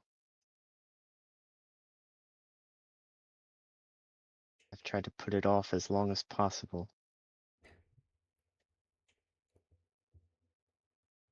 Well, if I this one... fear that I'm marching you all to something terrible. Oh my god, not this again. How many times do I have to tell you? Our choices are our choices. They do not revolve around you. The world doth not revolve around Vashley Londolt. Mine may, but theirs don't. You cannot keep with this. I'm dragging everyone to their deaths mentality. We are going of our own volition. Put faith in us. Don't block us I do. out. No, you block us out and you stay quiet and you say nothing. You let it stew inside you and you wait for a moment to explode. Why not speak? Because what am I supposed to say? Anything. Say fuck shit. Say you're angry. Say you're happy. Say you hate everything. But say something. I can't do that. Ardyn told me I need to just not curse as much for some unknown reason. Okay, I mean this in the nicest way. Fuck Ardyn right now. If you need to cuss, cuss.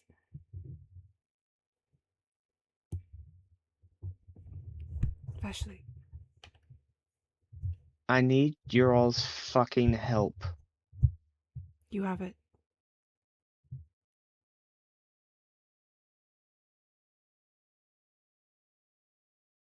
Then hopefully we can fucking pull this off. Well, did you ever explain why I'm coming along? Actually, now that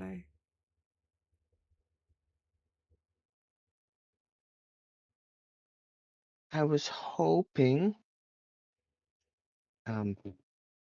Usually there's somebody that does music and, well,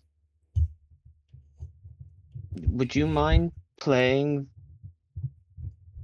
the funeral? Not funeral, no. See, look, my mind's already screwed up.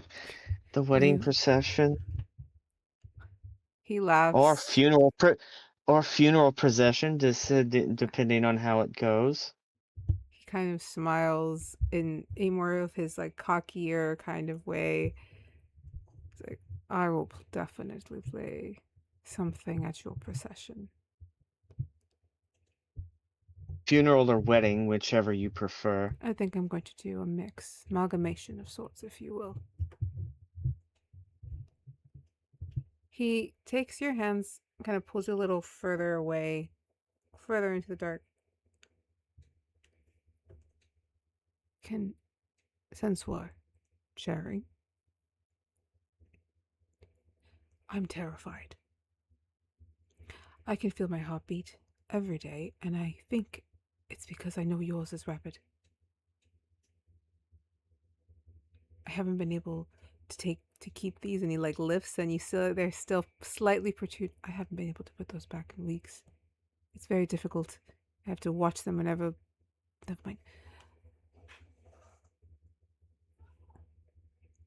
The idea of that man having his hands on you is viscerally enraging. Can you promise me something? Within reason? When all hell breaks out, don't do anything stupid and try to be a hero. You cannot ask me to do that if you're involved. I said it was a request. I'll take your request under advisement. The same way I would take one of your requests under advisement. I think you take my requests under advisement and then throw them away. But I don't like things Well, easy. when you're playing that funeral procession, play something you would like because it'll probably be your funeral and my funeral. We're not going to die. We're going to do what vampires do. There's a chuckle.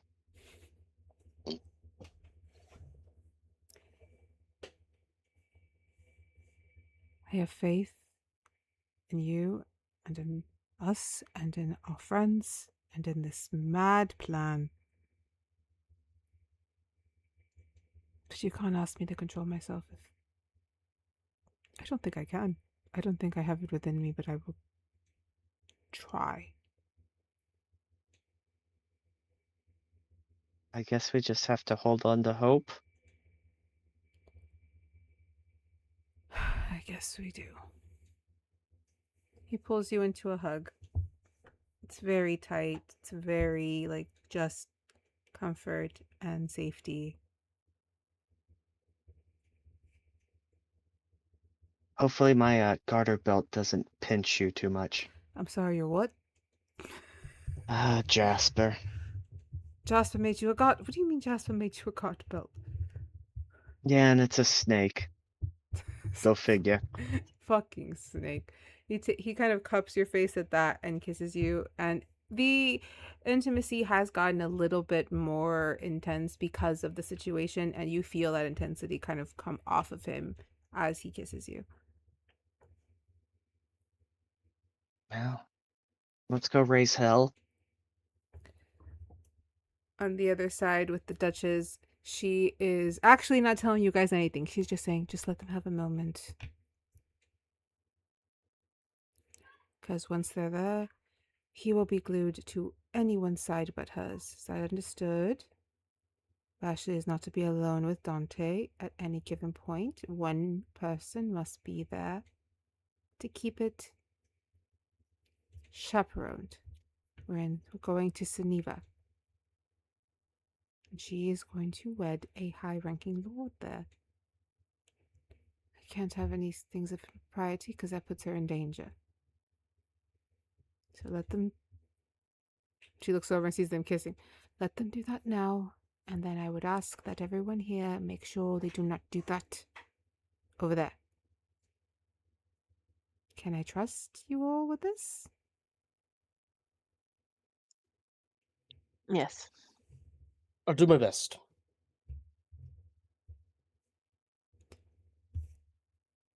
I look over and I'm like, as you know, I won't be there, but I can try. Yes, you have a... Ashley mentioned you have something else you must take care of. For the rest of you. Like three-eyed hawks, I swear. Everyone walks over. The ladies had been working on the portal, and it sprouts up. On the other side, you see Marimar Port. It's ready for everyone who's going to a very horrible thing that I have to allow by order of the Queen. And I don't want to, so I'm not gonna look, because if not, I might try to run and stop you guys. So I'm gonna look over here. You guys go over there. Amelie, you got this. I'm gonna step out because I have to watch my students go and put themselves into a very dangerous situation, and it's unfair, and I hate it, and I'm kind of feeling like it's my fault. So I'm gonna walk over there and deal with my emotions on my own, because they are my emotions and not your emotions, and you have enough emotions to fill a well. Amelie, I'm going over there. And Lady Lily just runs off.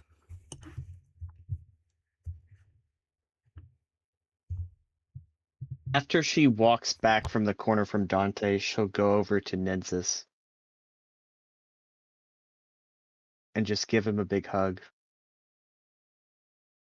You do what you need to do. And she pulls out a cloth with an item wrapped in it. She unwraps it, and it's a wooden stake, and she hands it to you. I know it's kind of ironic, me handing this to you. I was gonna say the ironic part was this is the first time you've ever hugged me.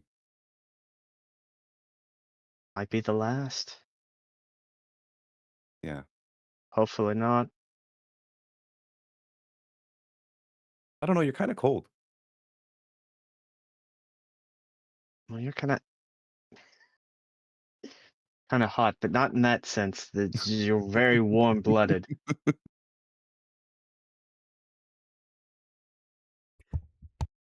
We're gonna get through this, Vashley.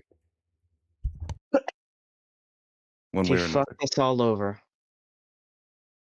But she got you the worst. Give her hell. And don't let that one vampire ruin everything about other vampires. Hopefully that dragon kicks in when you need it. As you say that, the eyes do flash a little. I think we got this. Hope we do. Vega's gonna pounce in and start a group hug.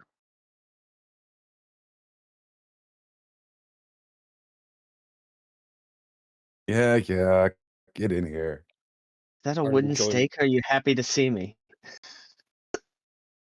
Ardyn joins in rather awkwardly from the outside, not really wanting to like fully impose himself in this, but he's like, yeah. Remember, when you wake up, when we're gone, you need to still do your exercises. Keeps your blood flowing, keeps you more focused. Yeah, Dad, I heard you the first time. Don't slack off on your jogging, or there'll be hell to pay when I'm back.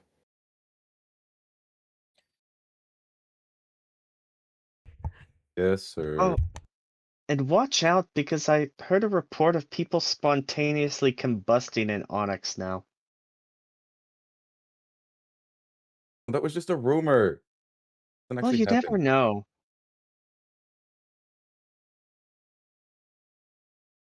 As you guys make your jokes and the moon lightens, the Duchess begins to usher everyone through the portal. Eris walks up to Vega and is like, I can go with you if you need me. I would rather be with you than worried here. Just need a little patience when we're actually there. So Promise you're okay with this? I will be fine. And if I'm not, I'm very good at hiding. I'm actually not, but I'm telling you that so that you believe me.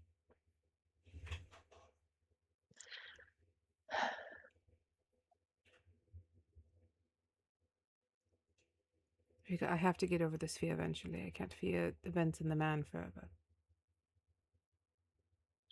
Only if you're sure. With you, I'm sure of anything, darling.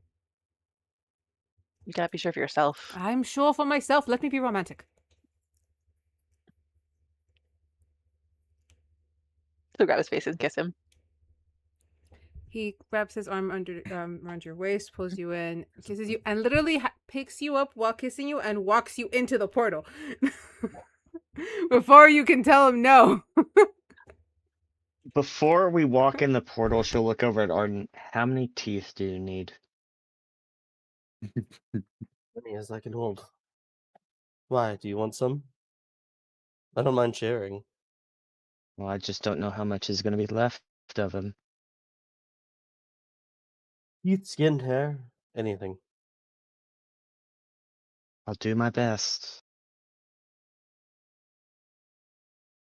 And she Look, I does can like get the head. She does the little brother head rub thing on him.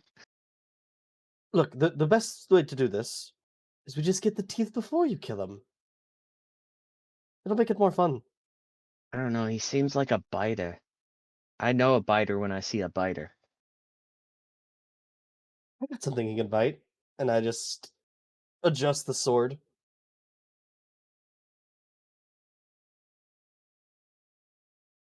We got this. We got this. Got two swords ready to fight for you. And I just elbow Levi in the gut as hard as I can. It's like a pinprick. And then you just see him just put his hand on the area. Oh, hold on. And then she'll reach her hand out to Vega. It's like, we're not going anywhere without my maid of honor. Vega's already through. Oh, yeah. Okay. Eris just before she could change her mind, he was like, nope, scoop, kiss, scoop, move. Dante walks over. She would have "Honey, waited if she could have. Okay. They're at the edge where she's still in his arm, and she's just like, I'm right here. She really wanted to get on that boat. No, I think that Dante thinks it, looks at you. Let's not make inappropriate jokes about our friend's relationship. Let's not start that as a trend. You told me to lighten the mood. You just- told me to lighten the mood. The Duchess walks over. Lighten the mood by moving, darlings. Wait, hold on. Osiris, you are my personal bodyguard. You need to go in front of me. How did I get roped into this? Oh, because I either really like you or I really hate you, and I'll let you decide that. All right. He walks through the portal, sticks a hand out, thumbs up.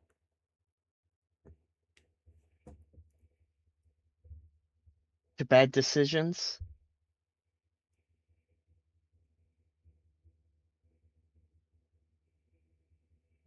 Let's do it. And I'll step through before Vashley does as well. Before she steps through, she'll take a knee and just kind of rub the ground. And then she steps through. Eris does But carry. there's one. Continue, sorry. There's something I want to do on the boat before you end it. So. Okay, no, I won't end it till we get you on the boat, don't Okay. worry. Okay. Because we're actually ending with Nin a little. We're gonna move Okay. to after that. We're gonna move to Nin, and then I'm coming back to you guys for the end. That's why I said we're gonna go over a bit. Okay. Okay. But yeah, you guys do move through the portal. Air is still carrying Vega. I'm sure to fun giggles and protests. The Duchess walks through, and Vashley, I think you would see this as the Duchess herself looks back at Lady Amelie. Lady Lily pops out from the other side to see, and there is this moment where the three women look at each other, and everybody nods. And then the portal closes with the Duchess, where you are at Marimar Port, and I will show you guys on the map. I don't know if I have it set up properly, but I should. I believe I did put it on here. I did not. Give me 2 seconds. As you guys are moving as I look for this, you guys find yourselves in a glittering port with a city behind them that the structures are all like pearl and teal, very of the ocean of the water looking areas. The port is massive. You see ships with different flags from all over. But you guys reach the ship that you are going on. It is called the Voltgaris. And the crew is setting up as you guys board. I'm looking for the picture.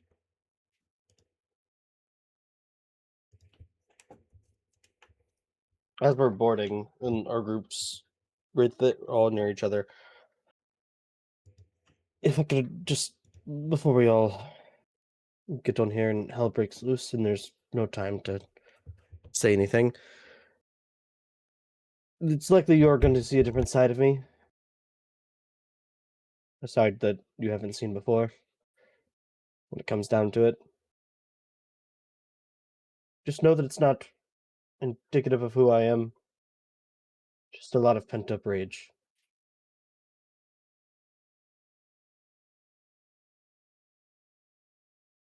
Vashley will look at him. I guess you could say the same goes of me. And I want to thank all of you. You didn't have to come.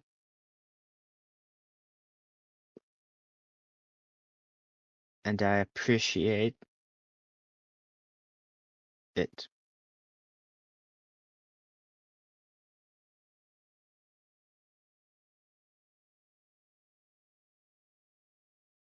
You're Hopefully, welcome.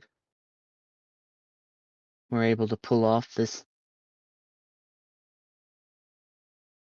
plan. Hopefully, Nynzus is able to accomplish what he's set out to do too.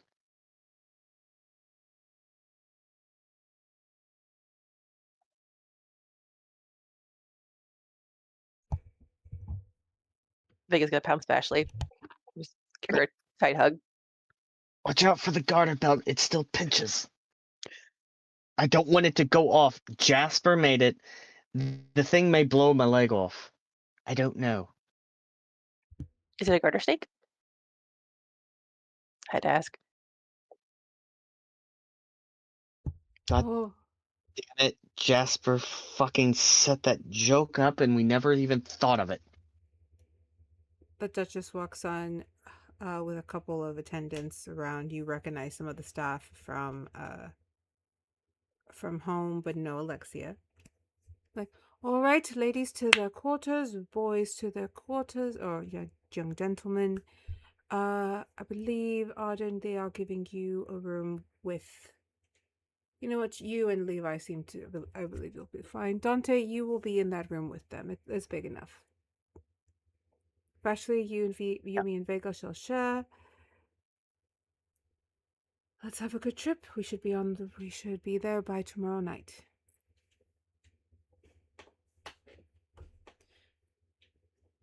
She signals to the captain. The movement starts to happen. The masses are being raised, or sorry, the sails are being raised, and you guys sail off into the glittering sapphire sea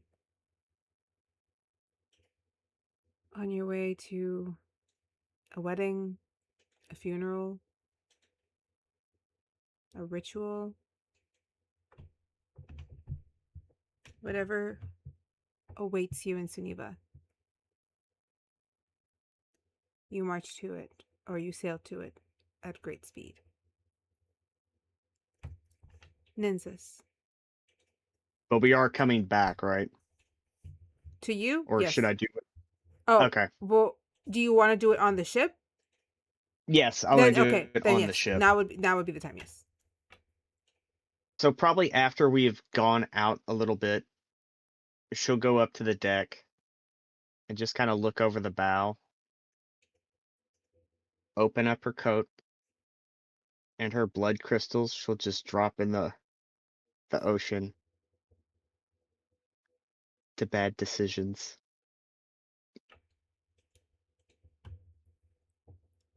We flash to Nynzus. It is time. You know how long it takes to get from the Callum estate to the capital. You know where the horses are. You know what time. No one will notice you creeping up. But before you do break your totem, you stand out in a field near the woods. How is Nynzus feeling?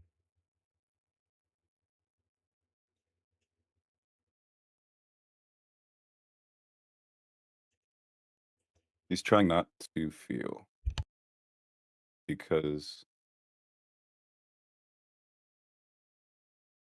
we just have to get it done. There's a mission. He needs to stay focused, and he's trying really hard not to feel. He knows that he's gonna see her. He's still not really sure how he's gonna react.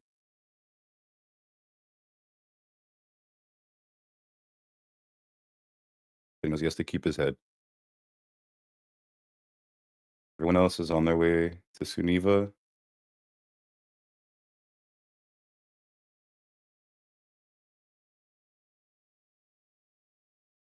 For just a little bit, I'm alone again.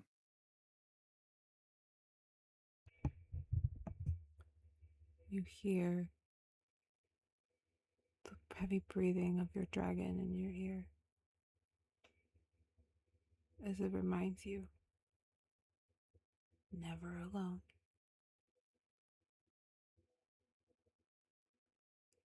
The feeling of elation, of excitement that courses from your dragon into you. He's ready for this fight.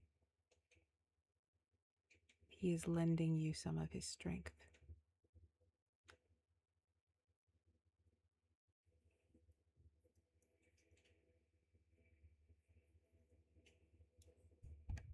His eyes will open. They'll be flashing. And it's a look of determination.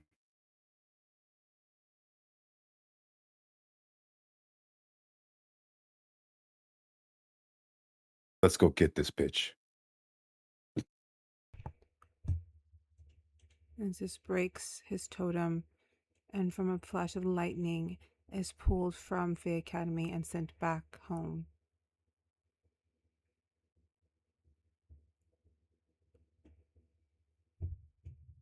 After finding your horse and riding overnight, as you approach the city itself, you hear your dragon again.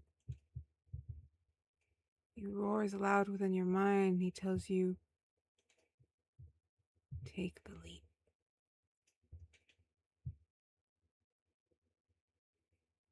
You feel odd pain, discomfort from your shoulder blades.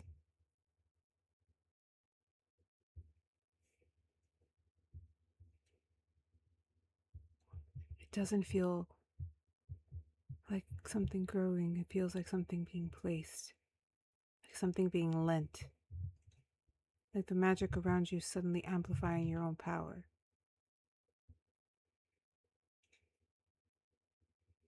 As closer you get to the city,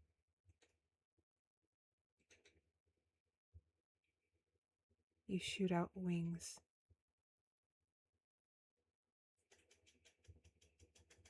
How do you move?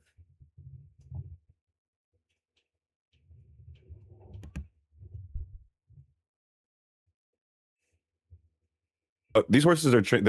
If I send it back, it'll find its way. Yeah, so I send the horse back, and I head in on my wings. As you take to the sky, clumsy at first, the wind whips you back and forth until you find your groove. I was gonna say the current, but you know what I mean. And begin to fly towards Beleth City, the capital of the Onyx Lands. As he gets more comfortable, he does get higher, higher. And just for a moment, he's actually just enjoying it.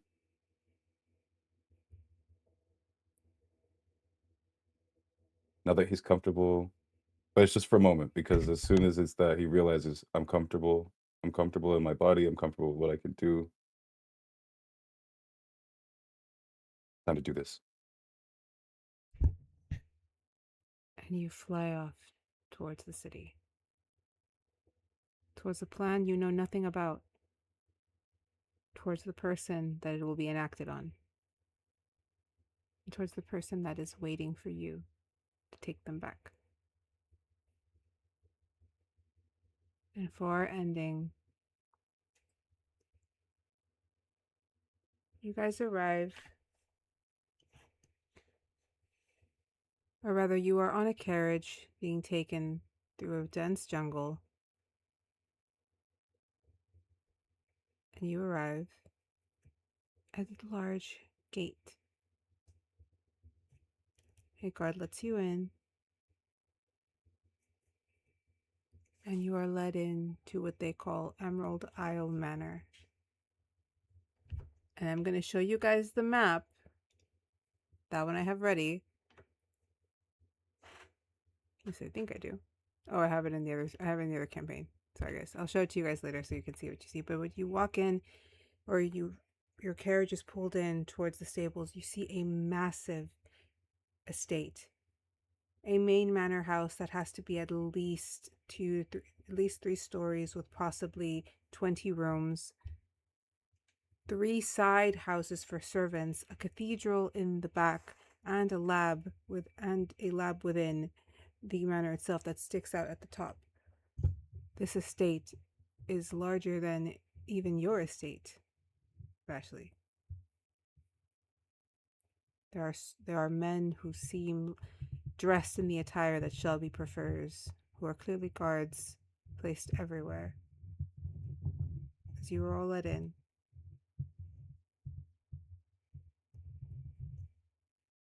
your carriage door is opened so that you guys may walk out.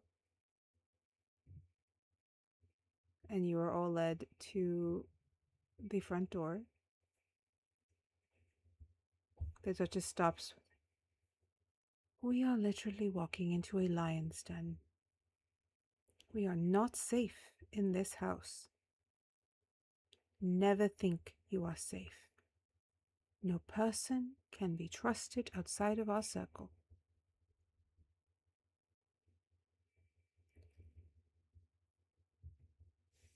Ardyn, would you have donned a disguise, or would you simply be invisible?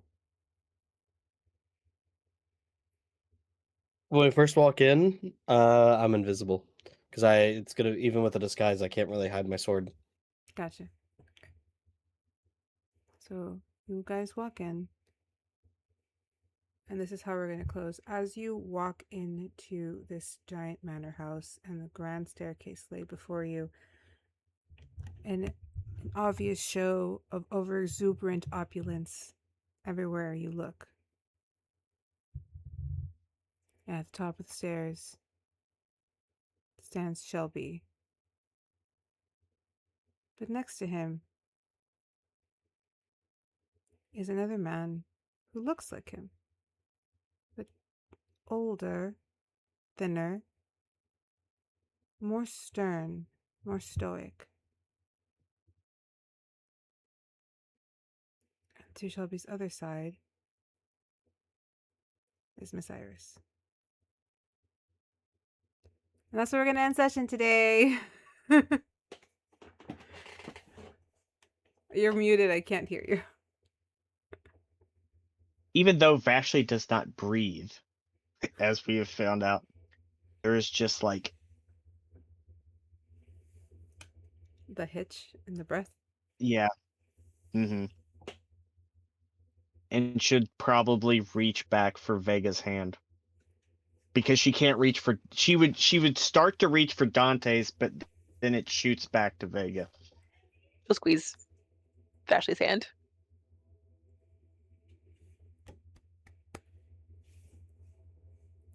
And she just stares daggers at Shelby. We are in the lion's den. All the pieces are in place. The board is set. What happens now? Only the dice will tell. But that is where we end session for today, which is on a very strange note. This was a very weird head bubble to put myself in to guide you guys through this next few weeks of vignettes. Thank you guys for participating. I know it was a lot of waiting around, but that was us. Thank you guys so much for joining us. Thank you, Tabletop Misters, for the raid. We are back next week, same time, only it will be the full Hope's Lament and Fae Academy crossover, as the two stories have finally landed in the same location and are now going to merge. We have not lost, however, we have not lost Nynzus, as he is going to be working with the Onyx team and will be making an appearance in the Wednesday games to ensure that we do not lose track of what he is doing. As I have most of the people that I need to deal with in the chat always. But once again, catch us next week. We're excited. I'm excited. I'm terrified. We're going into the 3-part finale, and I don't know if I can do this. But we are all cordially invited to the Shelby Volt Garrus wedding. Have a good night, guys.